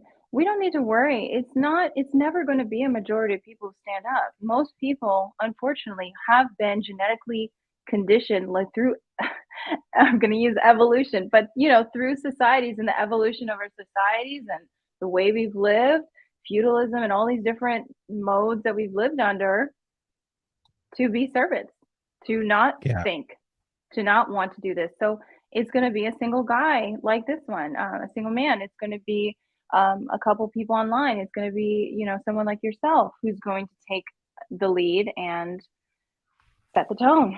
So we have to really be realistic about it and understand what our responsibilities are and not overestimate how things are going to change. They're going to change through a couple people taking action. So it's good to see that he fought back. Right. Very well put. Quote, there is an increased appetite for parents using the legal process to fight for their kids in a way that just wasn't as prevalent before, said Sarah Goldsmith Schwartz of Andover, Massachusetts based Schwartz Hannum PC, who frequently represents private schools. Quick take: how Disney and DeSantis became locked in battle. David Pivtrek, a lawyer for Eisenberg, also said he believes legal complaints against private schools or DEI have increased through, or though he had, or let me see, though he added, I can't read tonight. Though he added the true number, yeah, that's a lot. That the true number may be underestimated or understated rather because of arbitration clauses like the one in Brentwood. Yeah, which is good. That's what they should do. Yeah, they should be suing them. Right? Huh? No, you're good. You guys have to forgive me. I was public school educated. I can't read tonight. No, it's just like, why would they throw that DeSantis thing? There's no link or anything. It's just like, here you go. Yeah, isn't that crazy? Others see a distortion. Jin Hee Lee, what's up with all these weird names tonight? Director of strategic initiatives at the NAACP's. Ugh, I always cringe when I hear can't even get through. Can't even get through saying all those letters. Yeah, the NAACP, they're god awful. Here we go. Jin Hee Lee, Director of Strategic Initiatives at the NAACP's Legal Defense Fund, said the pitched legal and political battles are painting a, quote, misleading, quote, picture about oppression to DEI instructions, or opposition rather to DEI. Like, I don't know, I can't read tonight. Quote, she says, the majority of parents want their children to attend a school that is diverse and inclusive, Lee said. And the majority of Americans understand that we have a very tragic legacy of slavery and Jim Crow and racial subjugation that we're still dealing with in this country. And so, when she says that, I always have to ask, like, okay, what are your sources? When you say the majority, like, it's interesting how these people can play fast and loose with this language and say, the majority of Americans believe that Jim Crow and slavery is a legacy that still affects us to this very day. And my point is like, okay, first of all, again, what are your sources to validate such a claim when you say the majority of Americans? And even if that were true, it's not so much that they believe it based upon the facts of the evidence as it is, but rather it's only true because we have all been indoctrinated through the public school system to believe that this is the case, to believe that Blacks are suffering the inequities and the disparities of being Black in America as a result of, quote, the legacy of slavery and Jim Crow, which is complete and utter BS. But again, to the extent that we believe it, it's not because it's true. It's not because it's factually true. Once again, it's the majority of people believe that because we've been indoctrinated to believe that. We've been trained and conditioned to believe that. The fact is, Yeah, in a don't have a meritocracy, response. right, 100%. Like, in a meritocracy, like I am just as capable of achieving as my white neighbor is, or as my Asian neighbor is, or as my Hispanic neighbor is. To the extent that I'm willing to put in the work, I will yield the benefits of having put in that work. I mean, this is a verifiable fact. I'm a living example of that. Like, is a living example of that. Most of my friends who are not white are living examples of that. To the extent that you decide to not put in the work, you will not reap the benefits of living a comfortable life. You just won't. The fact that foreigners can migrate to America and start off with nothing, and two or three generations, hell, even within their own lifehood, can advance and move up, several tax brackets, is a testament to how America works. It's a testament to meritocracy. We don't live in a caste system. This is another word that these people like to throw around. Oh, we live in a caste, the caste of being black. People don't understand what a caste system is. A caste system is a system where you're born into a certain class and you die in that class. No matter what you do, no matter how much work you put in, you will die in the same caste in which you were born. That's what a caste system is. That's true in America. Most of the millionaires in the United States of America are new millionaires, are people who didn't come from money, are people who had an idea, are people who had ambition, are people who had a vision and got to work and have allowed them, and their ambition has allowed them to elevate in society, um, again, moving from one tax bracket to another. That's I mean, that's true. And so, you know, this whole notion that as a black person or as a Hispanic person or as an LGBT person or whomever, you are uh, doomed to suffer the oppression of whiteness and colonization and of Western society is just utterly false. And so for this individual who is an advocate or a scholar or a legal person for the NAACP, they're just spewing utter nonsense. And it's interesting how they get away with saying, oh, the majority of people believe that, the legacy of slavery and Jim Crow keeps black people behind. You know, it's interesting how they get away with saying that, but not verifying that with facts. What say you, Yeah, and Layla? even the premise that they're putting forward, like if you look at the statement, um, they said, oh, there's a legacy of this and that. That's the non-answer. Propaganda has a good way of throwing you off course. That Mhm. doesn't answer anything. They said a lot of nothing. They made a statement like, oh, the sky is blue. And, oh, the country was founded in 1776. Okay, great. What does that have to do with the actual discussion? Nothing. It doesn't answer. It doesn't prove or disprove that their premise, what they're proposing is going to solve any of that, or even impact it, or even have any influence it at all. So that's the thing people need to get to. They throw up these statements, oh, but did you know there was slavery? Did you know my cat died when I was 9? It's like, what does that have to do with anything? Nothing. You didn't answer Right. anything. But people we're so trained, we're so triggered, like you said, we are conditioned. As soon as that word comes out of people's mouths, slavery and Jim Crow. Oh my God. As if, and then we just plunge head first into like, what do you mean? That's not, it's like even beyond that, even beyond saying whether or not it still impacts us, having that argument about that, it's like, it's irrelevant. Your solution still doesn't solve any of that, and it still doesn't address that actually. So Yeah. there. Moving on. Next statement that's an irrelevant fact that may or may not be true. Like, it's so ridiculous. Yeah. What nonsense. I just love it. parents determined to challenge private school teaching and policies face a number of obstacles. Public school parents can argue that the government is infringing on their First Amendment rights by forcing DEI or similar instruction on the children. Parents largely waive those rights when they enroll their kids in private schools. And so that goes back to what I was talking about earlier, Layla, Mm-hmm. where, you know, Yeah. um,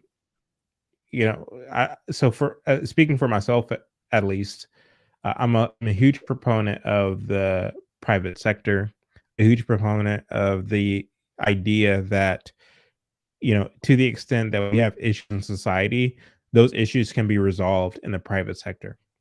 We need not resort to going to the government, because what the government offers is a one size fits all solution. That's what the government offers. And the fact is, with the diversity, and not to use their kind of tainted uh, version of the word diversity, but speaking of diversity in its truest sense, namely that from region to region, from coast to coast, you'll find therein different ideas, different cultures, different worldviews, so on and so forth. And in a constitutional republic, it's necessary that the worldviews, the cultures are respected and are protected by the elected officials from region to region, from coast to coast. Like, that's what I genuinely believe. Um, so I don't believe that the entirety of the country should be dictated by the values and the virtues of California. I believe that California should be California. I believe Texas should be Texas. Yeah. I believe that Colorado should be Colorado. You know what I mean? So, like, so on and so forth. And even within those contexts, I believe that the counties have sovereignty. And even within the context, I believe that the cities have sovereignty. And even with within those contexts, I believe the families and the individuals have sovereignty. It's a true uh, spirit of what is a constitutional republic, respecting the individualhood, familyhood, the municipalityhood, the statehood of the different regions. um, when you begin to talk in this kind of universal language of imposing the will of a certain region on the entirety of a society, and this is why the electoral college was a genius move by the founding fathers, it is, to the extent that you begin uh, impose this kind of universality of your views on the entirety of society, you are venturing into a kind of tyranny. I genuinely believe that. And so, as such, I will always advocate for the private sector. However, uh, doing so requires a kind of investigation and research that you have to that's incumbent upon you to do that. And so, when you put your kids in a private school, you had better do your research. You had better investigate thoroughly the tenets, the beliefs, the terms and conditions, the the culture of said entity, whether it be a school, whether it be a church that you are trying to join, whether it be a country club or an organization, whatever the case may be. It's incumbent upon you to investigate thoroughly that entity that you are going to be joining, or that you're going to be sending your schools to, or I'm sorry, your children to. Because you can't then say, oh, um, you are trying to indoctrinate my kids, therefore, you are, I can now sue you. So, like, so I get what the article is saying when it says, like, okay, well, you know, it's one thing if your kids are in public school, but if they're in private school, like, that's kind of on you, buddy. Like, I get that, but to the point that you made earlier, Layla, it's like, well, you are at the same time kind of bait and switching, because you can't posture yourself as like, "Look, we are an apolitical, kind of neutral school that doesn't get into politics, that doesn't get into culture. We just aim to teach reading, writing, and arithmetics, and that's it. A true liberal arts education, in order to prepare your children for adulthood. That's all we're all about. You can't say that and then completely do a 180 because George Floyd happened or Michael Brown happened, and all of a sudden you bring in this DEI, but you have all these people on the hook for $60,000 a year. Like that's a thing Yeah, entirely. And then to that extent, that I do believe that you have the right to sue because it's a breach of contract. What say you? definitely. No, I definitely agree. I think it's not what they intended, what they advertised, and they just decided to go with what was morally superior, and they hope that someone can come with a nice little calming yet triggering statement like Jen Lee from NAACP saying, well, slavery existed. Okay, what does that have to do with you indoctrinating my kids in Marxism? Right. Making it so they can't use the full faculty of their logic and brain. They have to just go with whatever it is. When they see a black person, they need to, say these hymns 4 times. It's like ridiculous. I don't understand like what happened to white people. Why do they care so much about black people all of a sudden? It's like they're trying to like outcompete black people in being obsessed with like ridiculousness. Um, I don't know what happened. Like, did they just get bored of themselves or something? Like, what? Like, why do you care? Like, why do you care so much? The Asian people don't care. Indian Yeah. people don't care. Um, Mexican people, Hispanic people definitely do not care. Um, Right. so it's such a weird thing that they just care so much about these people. It's like because Kirsten Bell or like Jennifer Aniston or somebody like made a video like one of one of those like sob story black and white being like, I'm sorry, I'm white. It's honestly it's reinforcing their superiority again. That's the Yeah. thing, is with them buying into this, oh, I'm superior. Oh, let me come here, babe. Let me help you. That's reinforcing their superiority. So they do get something out of it. It's not just they're Right. doing it because they care about black people. It's that they will be cemented forever as the supreme beings of this planet, even though and it's so funny to me because they complain constantly about the white European worldview that's being taught, blah, blah, blah, blah, blah. If they actually did learn European history, it would be pretty easy to dispel and dismiss all of this idea of white supremacy. Like Hmm. in the French courts, they were openly relieving themselves in the halls. Okay. There's Right. no, there's in the, in the Louis the 16th in Versailles, there's no supremacy going on there. Okay. There's just a whole bunch of like decadence and hedonism. So Mm. if Yeah. even if they did what they claim, even if it was happening, they wouldn't have this leg to stand on that, oh, white people are superior to us. It's ridiculous. Everything about the left is an illusion filled with catchphrases, honestly. That's all it is. Catchy titles, catchy phrases, cool little like tunes, which is why it's so important to make things appealing to the lowest level of intellect. Otherwise, it's not going to stick. Yeah. And you made that point before, and I remember it sticking in my brain. How like these leftist propaganda or propagandists, like they appeal to the lowest level of humanity. They appeal to the vice of humanity, and that the reason why that stuck in my brain is because like it's so true, and this is how Satan operates, right? We saw it Mm-hmm. in the Garden of Eden, and we saw it all throughout history or all through the Bible as well, where like it's this kind of encouragement to indulge, to and you see it in the rhetoric of the leftists today, where it's like, oh, be who you are, right? And to the extent that um a person wants to queer or a person wants to be whatever, um that this is them exercising who they truly are, and who are you to tell them that they can't be who they are. And because it's like, you see a lot of these right wing influencers, these reactionary types who always who basically dedicate their platforms to criticizing and Yeah.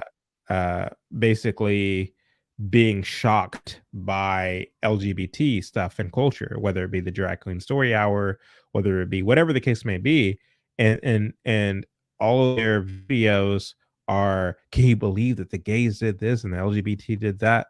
And they don't understand how they're playing into the hands of their political adversaries, because reactionaryism is just as important as propaganda.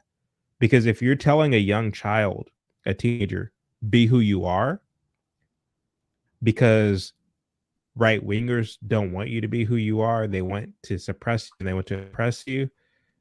Um, it's important to have the kind of fodder to say, see, this person doesn't like the fact that you are LGBT. This person doesn't like the fact that you're transgender. This person doesn't like the way that you know, are queer or what have you. They don't want you to be who you are. And so you can use that reactionaryism in a sense to kind of bolster or to kind of encourage all the more um those youth who are just trying to figure things out, to kind of lean in or to embrace their indulgence rather than to look at Mhm. it in a common sense or objective way. And so reactionaryism once again is as important as propaganda, because you want to phrase or frame your political adversaries as the boogeymen who are the fascists who are against you being truly who you are. Um, and again, I realize and understand how nuanced that is, but I don't think enough time and attention is given by scholars and by influencers to breaking down and dissecting the usefulness and the utilitarian uh, qualities of reactionaryism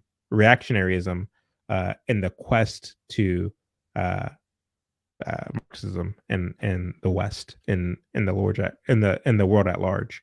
Do you have any comments on that No. before we go on the Yeah, no, art? that's a key point. I'm glad you brought it up. I mean, this is like it's going to be a lot for people to consume in the playback, but it's true.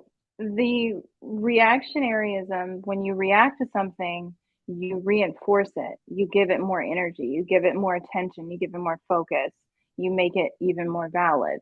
And in that, you help normalize it. Because people think that we're doing things based on what's right or wrong, good or bad, when in fact, we're literally just doing things based on what's considered normal. You know, this is normal behavior.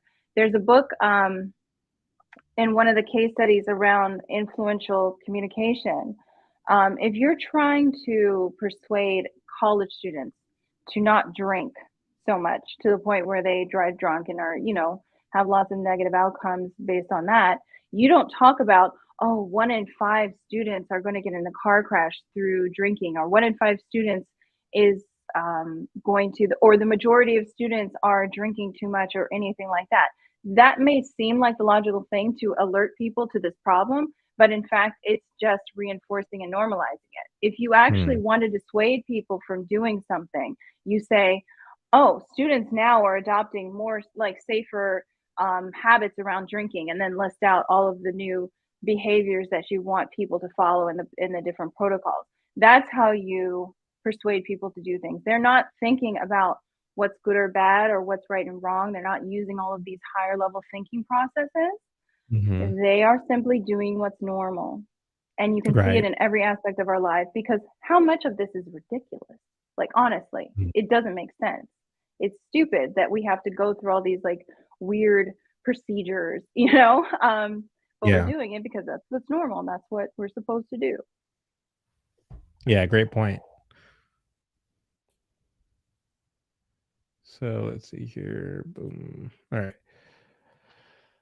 Quote, private schools are bound by their own policies and not the U.S. Constitution, said Jennifer Ripner, a law lecturer at Indiana University Bloomington's School of Education. When parents do sue private schools, it's usually for breach of contract, which we were talking about earlier, according to Hammer education lawyer Linda Johnson, who represents independent schools and consults with them on managing their legal risks. The process sometimes starts off with quote, a 10-page single spacer addressing everything that the parent thought the school did wrong to try to justify a repayment of tuition, she said. Many of the disputes arise out of school disciplinary action, Johnson said. In the current environment, that can have political overtones. Manhattan's $60,000 a year Spence School, Gwyneth Petro's alma mater, I don't know who that is, was sued in 2019 by Adam and Michelle Parker after after their daughter was disciplined for posting on Instagram a text exchange in which she and some friends joked about dressing up as enslaved and indigenous people for Halloween. Her punishment was a half day of in-home reflection. Sounds kind of gay to me. And the school had multiple grade wide assemblies to go over what she'd done according to the Parker's lawsuit. So that to me sounds like a church, Layla, or some kind of Yeah. religious institution where, Mhm. okay, look, she did something wrong, so let's now stop everything and let's talk about what she did and how that's not right, how that's amoral, how that's disrespectful, how that's intolerant, all the things. We aim to teach you all a lesson of ethics, or at least what we culturally define as ethics, in regard to what our um, code of ethics are here at the school. Like that has kind of religious vibes to me. What do you think?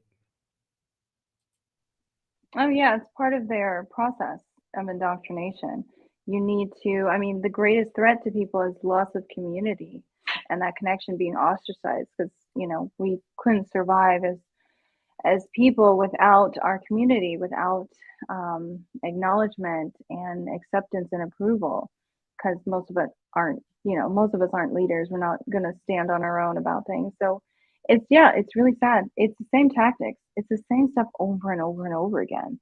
They're not reinventing anything. They just keep regurgitating it, put a new label on it, put a new packaging on it, and just follow the same rhetoric. It's the same as the Cultural Revolution in China. They need to be re-educated. 100%. The Parkers say that their daughter was mocking, not exhibiting racism. They allege that Spence disciplined the girl before even seeing the post and perpetuated an quote false narrative unquote after they saw it. According to the suit, the school admitted to the Parkers that that it quote had gotten it wrong unquote, and that Spence failed to convene a quote community standards committee unquote, as stipulated in their enrollment contract. So I mean, basically, you all got. I mean, you guys all get the gist of what this article basically entails, Mm-hmm. namely that schools, or I'm sorry, parents rather, are uh, in a sense outraged at the fact They're that definitely outraged. yeah, they're outraged that they went to these elite schools, these private schools, thinking that these kids will get an education that is in a sense immune from the political climate that a lot of the public school children are subject to. And lo and behold, they found it there too. These people are spending 40, 50, $60,000 a year in order for their children to get an elite education. But what they find is that when it comes to the substance of education, their children are just as subject, if not more so, to DEI, SEL, EIL, so on and so forth, as those who are in Yeah, it's really the unfortunate. yeah. And so for me, it's like it goes to show, and I make this point all the time that um, even those who think that their children, oh, we're in a good school, right? You know, our school is predominantly white, or our school uh, is made up predominantly of students who are the children of affluent parents, and as such, you know, we're getting a good education. No, you're not getting a good education. Like we, as Americans, are completely foolish on the word education in itself. We don't even know what that word means. Like education is, in a sense, the kind of imparting of a set of values. It really the spirit, education is the imparting of a spirit into a child. The question is, what spirit is that exactly? The question is, what exactly are those set of values that are being instilled in that child? And for me, far be it from me to tell a person how they should be raising their child or what kind of value they should be instilling in their child. Uh, but at the end of the day, if you claim to be a person of values, if you claim to be a person of moral ethics, if you claim to be that person, um, then you had better ensure that the school that you're sending your child to is reflective of those values you claim to have. You know, um, but you can't be surprised if you haven't done your homework. You can't be surprised that your children are being subject to the modern culture, um, regardless of how much money you're spending to send your kids there. Like you can't be surprised that they're learning these things if you haven't done your homework to ensure that they're not. For me, Exactly. we made the decision long ago that the public schools aren't the answer. And so, if we ever had kids, those kids will be homeschooled because no one knows better than us, their parents, on the kind of education our children ought to receive. Oh, but And Chad, then you get weirdos like me. You need to be careful. how's that? Oh yeah, yeah, yeah. Because you're homeschooled, right? Yeah. So what was your mother's reason for homeschooling you? Just the school system. She just didn't like it. Mhm, She didn't think it was, good enough. It didn't teach mhm, people how to learn. It just mhm. taught them how to, fill out words and meet deadlines. So, Do you regret having been homeschooled? no, Did no, you no. regret it at the time while you were being I homeschooled? don't even think. Oh, no, I didn't regret it. I chose not to go to high school. I don't even think that a lot of women don't even need to go to school like that. A lot of Oh, boys need wow. to have a lot of, I mean, honestly, like, what are you doing? Like, what are you doing? Why are you stressing me out? Why are you stressing me out?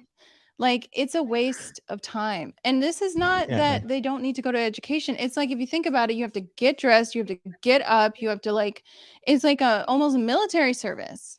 Like, what Mhm. if you are, young and you need to lay down, you need to relax, you need to, focus your time. Like, honestly, the college model is much more conducive to, I think, women because it's not so rigorous, it's not so like strict and um it's more malleable and things like that, and you can pursue different things and study different things. I don't think You it's should do a video beneficial. parsing that out on your I mean, YouTube channel. honestly, it's true. And everybody, oh, they're going to be like, oh, she doesn't want women to learn. It's like, no, you learn a lot in college. Last time I checked, you can You learn know a lot what? of things. You know what I believe It's- that I think is a controversial thing that nobody talks about is I believe in arranged marriages. I Yeah, genuinely do. no, we have to have more arranged marriages.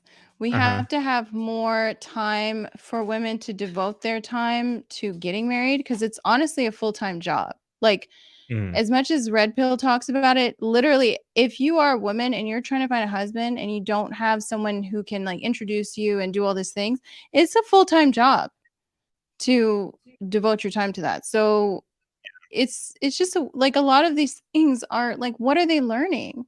And Mhm. also school is trauma-based mind control, honestly, because you're Oh, wow. getting up, you don't have enough sleep, you're being conditioned over and over, you're sitting under these horrible lights.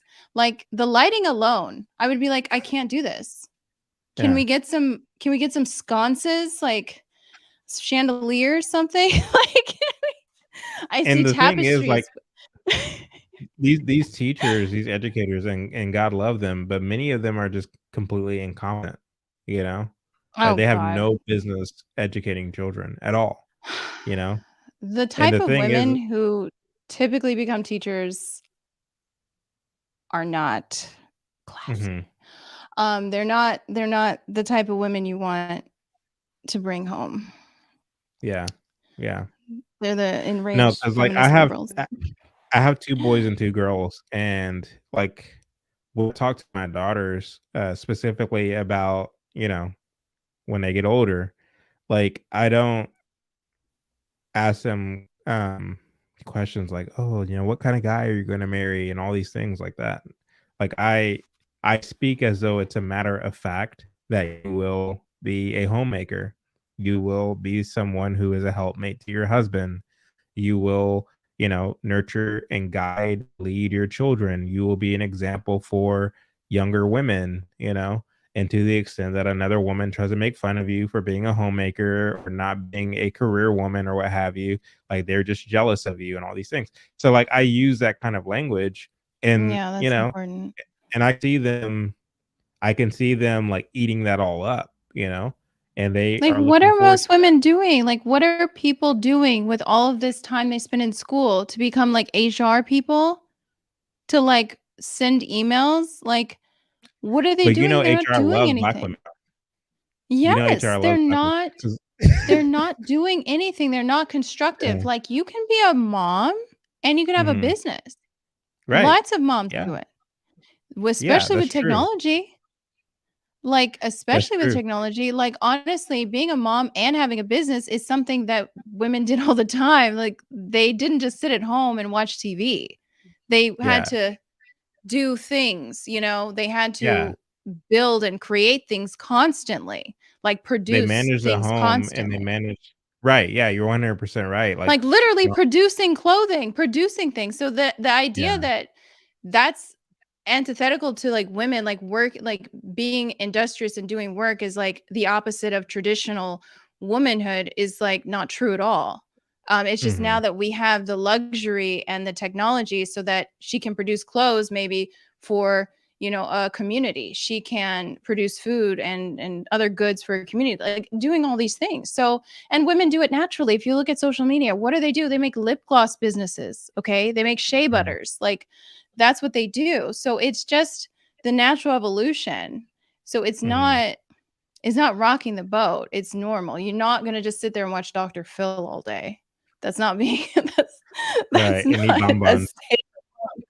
Yeah, So, yeah, like the argument is there. It's right. ridiculous. Like, I don't know why people think it's, like, so great to go sit and have to stare at people at 7 in the morning. Yeah. Like, But it that's one of the gifts of second wave feminism, because the thing is, like, when I was talking about earlier, how a lot of these, liberating movements in the 60s and the 70s, they relied heavily on straw men and how they framed the uh, the qualities of society that they wished to undo and that they wished to deconstruct. They were able to do so by building a straw man out of these realities. So they built a straw man out of marriage. They built a straw man out of Mhm. masculinity. They built a straw man out of quote unquote whiteness. And they framed it in such a way that people were able to get behind their agenda. And so people got behind civil rights, the civil rights movement.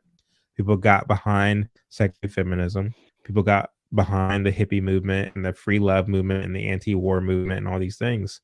And we have suffered as a society as a result of it. Like the baby boomers, like, I love I love the baby boomers, but I mean, they did a huge disservice to Western society. And that's They real, really you did. know. They were the ultimate And bottle-fed, right. passive Hmm. everything. So it's just I mean, all of their agendas, everything, like, anyone watching, every leftist agenda leads to the opposite of what it is they're promising. Mm, It's yeah. literally tells you it's going to do one thing, and then it immediately, proceeds to tell you to do the opposite of what would actually achieve it. Like, you're gonna get liberation by giving men exactly what they want without any effort. You're just gonna sleep with them. Like, it's like, hello, it doesn't take that much to decipher what Yeah. you're losing. You're not gaining anything. But okay, cool. So, the rhetoric that they have is they just say it in a way.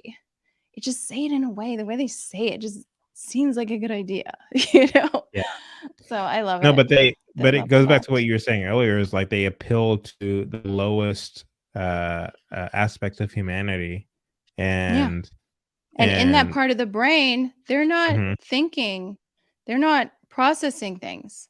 They're right, not evaluating the pros and cons or using foresight at all. They're just right, reacting. 100%. Yeah, so I mean that article was crazy because I Mhm. mean, again, I was surprised that Bloomberg ran it, because it didn't appear to take a side as much as it did kind of lay out the facts as they are, in terms of, like, yeah, you have these parents who are suing these elite schools. And I think encompassed in that article is a truity that, again, and I think I made this point time and again throughout this live, which is that no matter where you go in terms of like educating your children, you'll find this kind of indoctrination and this kind of propaganda everywhere. And Yeah. so you have to really be intentional. And that doesn't only go with education, that goes with literally everything, um, that you subject yourself and your family to. You have to ensure that you can spot that propaganda and not be so easily swayed or manipulated by it.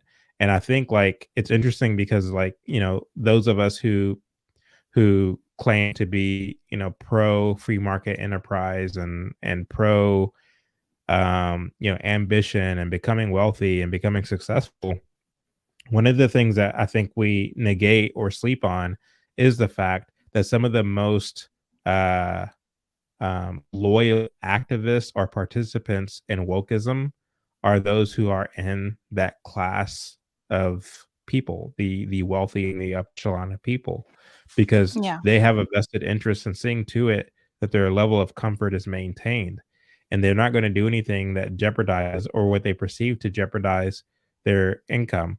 When you look at the fact that, or not income, not only income, but also their degree of comfort in life. When you look at Black Lives Matter, who received millions of dollars throughout 2020 and 2021, a lot of that money came from this class of people.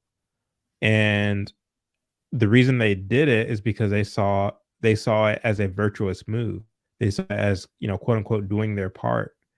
It kind of reminds me of, in the Bible, when, the Israelites were slaves in Egypt and Moses was trying to get the people free, and he tells Pharaoh, like, um, well, I need to go back and read it. I haven't read that part in a while, but basically, um, he tells at least the Israelite people, paint uh, the blood of a lamb on your doorpost, because there's a spirit that's going to come and smite the oldest child of everyone who doesn't have the blood on their doorpost. And so, the Israelites followed suit. They painted the blood, and as a result, the spirit bypassed their homes and only smote the oldest children of those who didn't have the blood on their doorpost. And so I see, like, a lot of these wealthy people who are capitulating to and embracing full on wokeism. I see them as individuals who are, in a sense, painting the blood on the doorpost so as to not have their comforts disturbed by the woke mob, because they're 100% willing and ready to cancel and publicly shame anybody who doesn't capitulate or embrace their ideals. You see with Taylor Swift, I don't know if you heard the story, but Taylor Swift is being criticized right now as we speak by the LGBT community because she's not being. Um, so she's on tour right Yeah. now, and Yeah, she's touring. she's not holding up the flags like Lizzo. Right, right, exactly. So she's touring in like Texas and Florida, and a lot of these southern states Li- where you have this That's this the one thing, I'm anti. sorry. That's the one thing I like about her. She's about her money. Like at the Yeah, end of the day. exactly. She's She's a like, "Oh, capitalist hold through on, and hold through. on. I need my checks." That's what we So, need. We need more people, more selfish like that. Come on. Anyway. right, exactly. So she's touring in these southern states that are passing or at the verge of passing anti-DEI legislation and um, anti, you know, how should I word this? Basically, legislation that makes it illegal to transition children. Yeah. So a lot of these states are passing legislation that makes it illegal to do that, and the LGBT community, quote unquote, which I cringe even using that verbiage, but it is what it is. So these folks see this as as legislation that threatens their personhood and their humanity, and they believe that people like Taylor Swift should be denying or rejecting going to these states and doing concerts because they are passing such inhumane legislation. But rather Yeah. than siding with them, Taylor Swift is basically pretending like the issue doesn't even exist, and she's having the concert anyway. And so they're very upset with her about this. Um, so you know, on the one hand, it's cool to see that Taylor Swift is about her bag, but at the same time, she kind of brought this on herself, when she decided to kind of plant her stake uh in the left in 2018, or was it 2020? I think it was. Oh, actually, I'm gonna post a video too coming up about like my response to Candace going like Mhm, dragging Taylor Swift as a mhm. psychopath who's never gonna get married. So she's gonna become like Chelsea Handler on steroids. Did you see that? Because I like didn't see that, no. she was like, you guys should watch the video, but she was like, Taylor Swift is crazy, so she's never gonna find a man. So I was like, oh, Candace. Well, Candace is touche. ruthless. Candace, well, touche. I don't know. She's kind of crazy. I mean, she literally says she's crazy. So Yeah, yeah. Yeah, I mean, but the thing is like, she yeah, somebody was telling me that in her documentary, like her dad was telling her, "Hey, don't take this political stand. If you do, mhm. you'll isolate a significant half of your audience. Don't do it." And of course, Taylor's mom was like, "No, you're wrong. She should do it. It's a moral thing to do. It's an ethical thing to do." And so, long story short, um, Taylor Swift and her mom were able to triangulate themselves against her dad, and as such, she went ahead to go full woke back in 2016 or 2018, whenever it Mm, was. And so she basically gave herself or offered herself to the woke crowd as being an advocate for them. And so she kind of brought it on herself because to the extent she doesn't carry the water at any given moment in any given season, when it comes to supporting the next woke thing, she will be, slaughtered by these folks, yeah. and she's experiencing that right now. Um, but because she has such a significant like fan base, she's able to, in a sense, sidestep that to some degree. But how much longer will that last? To where she can ignore these people who she told, "I'm your advocate." So it'll be interesting to see how all that plays It's out. never I mean, she is enough. a phenomenal songwriter in terms of like pop music and so on. Um, but I can tell you one song by Taylor Swift, to be completely honest with you. Um, I know she did a song called like Tim McGraw or something like that back in 2011. But other than that, I can't tell you anything about Taylor Swift. So that kind of goes to show you how well uh, up I am on pop culture. But that is to say, not at all. But it's interesting to see, that particular story and how, the woke will always eat itself. So, They Layla, will will. give you the last word before we go ahead and call it a night. Yeah. Yeah, I really appreciate the time. Just remember, be more direct with the left.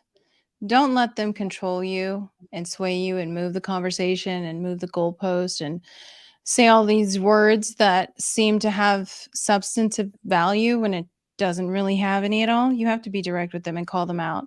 You have to say, Actually, no, that's not really answering anything. You didn't really say anything. You're just using trigger words. So we have to be vigilant about it and everything. Just like the article showed, you can never let your guard down. And it might seem appealing that you can let your guard down and trust this figure, trust this organization, whatever it is.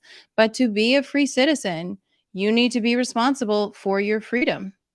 There's no lord of the land that's going to maintain your life and the comforts of it. There's no king somewhere who's going to do that. And that's the fundamental difference between us being under that system of kingship and feudalism or whatever, and being free Americans. So I think we need to really make sure to, advocate that message more and more, because I didn't know about it. I didn't grow up with that message. I understood self-sufficiency, but I didn't understand how it had to run into every aspect of our life, even if it's, what grocery store or store we support or school we send children to, whatever it is. So just let's be more eyes open. 100%. Yeah. Layla, where can people find you? Yeah, you can find me on my YouTube channel, Propaganda Fluent, and you can find me on Twitter now, Propaganda Layla. I am stuck just spewing whatever things, the epic lines that come into my head there. I like it. And then also I have a locals now, which I think is really fun. It's like OnlyFans, except no nudity and no pornography. So it's like just as like exciting, but yeah. So that's where I can actually talk about a lot of the things and actually how I feel, because I realize that I have to censor myself a lot on these platforms, and I don't like it. I want to be able to speak plainly because, I can't even mention certain propagandists, certain things that you would find in a textbook. I got flagged on Instagram for mentioning, certain things like that should just be historical figures and facts, but so it runs deep. So definitely follow me on locals as well. Wow, that's crazy. All right, thanks Layla for coming on. I'll have you back. Thank you all for watching. Thanks. Be sure Thanks, to everybody. like and subscribe and to do all those things that the YouTubers say. Until next time, love you all. God bless.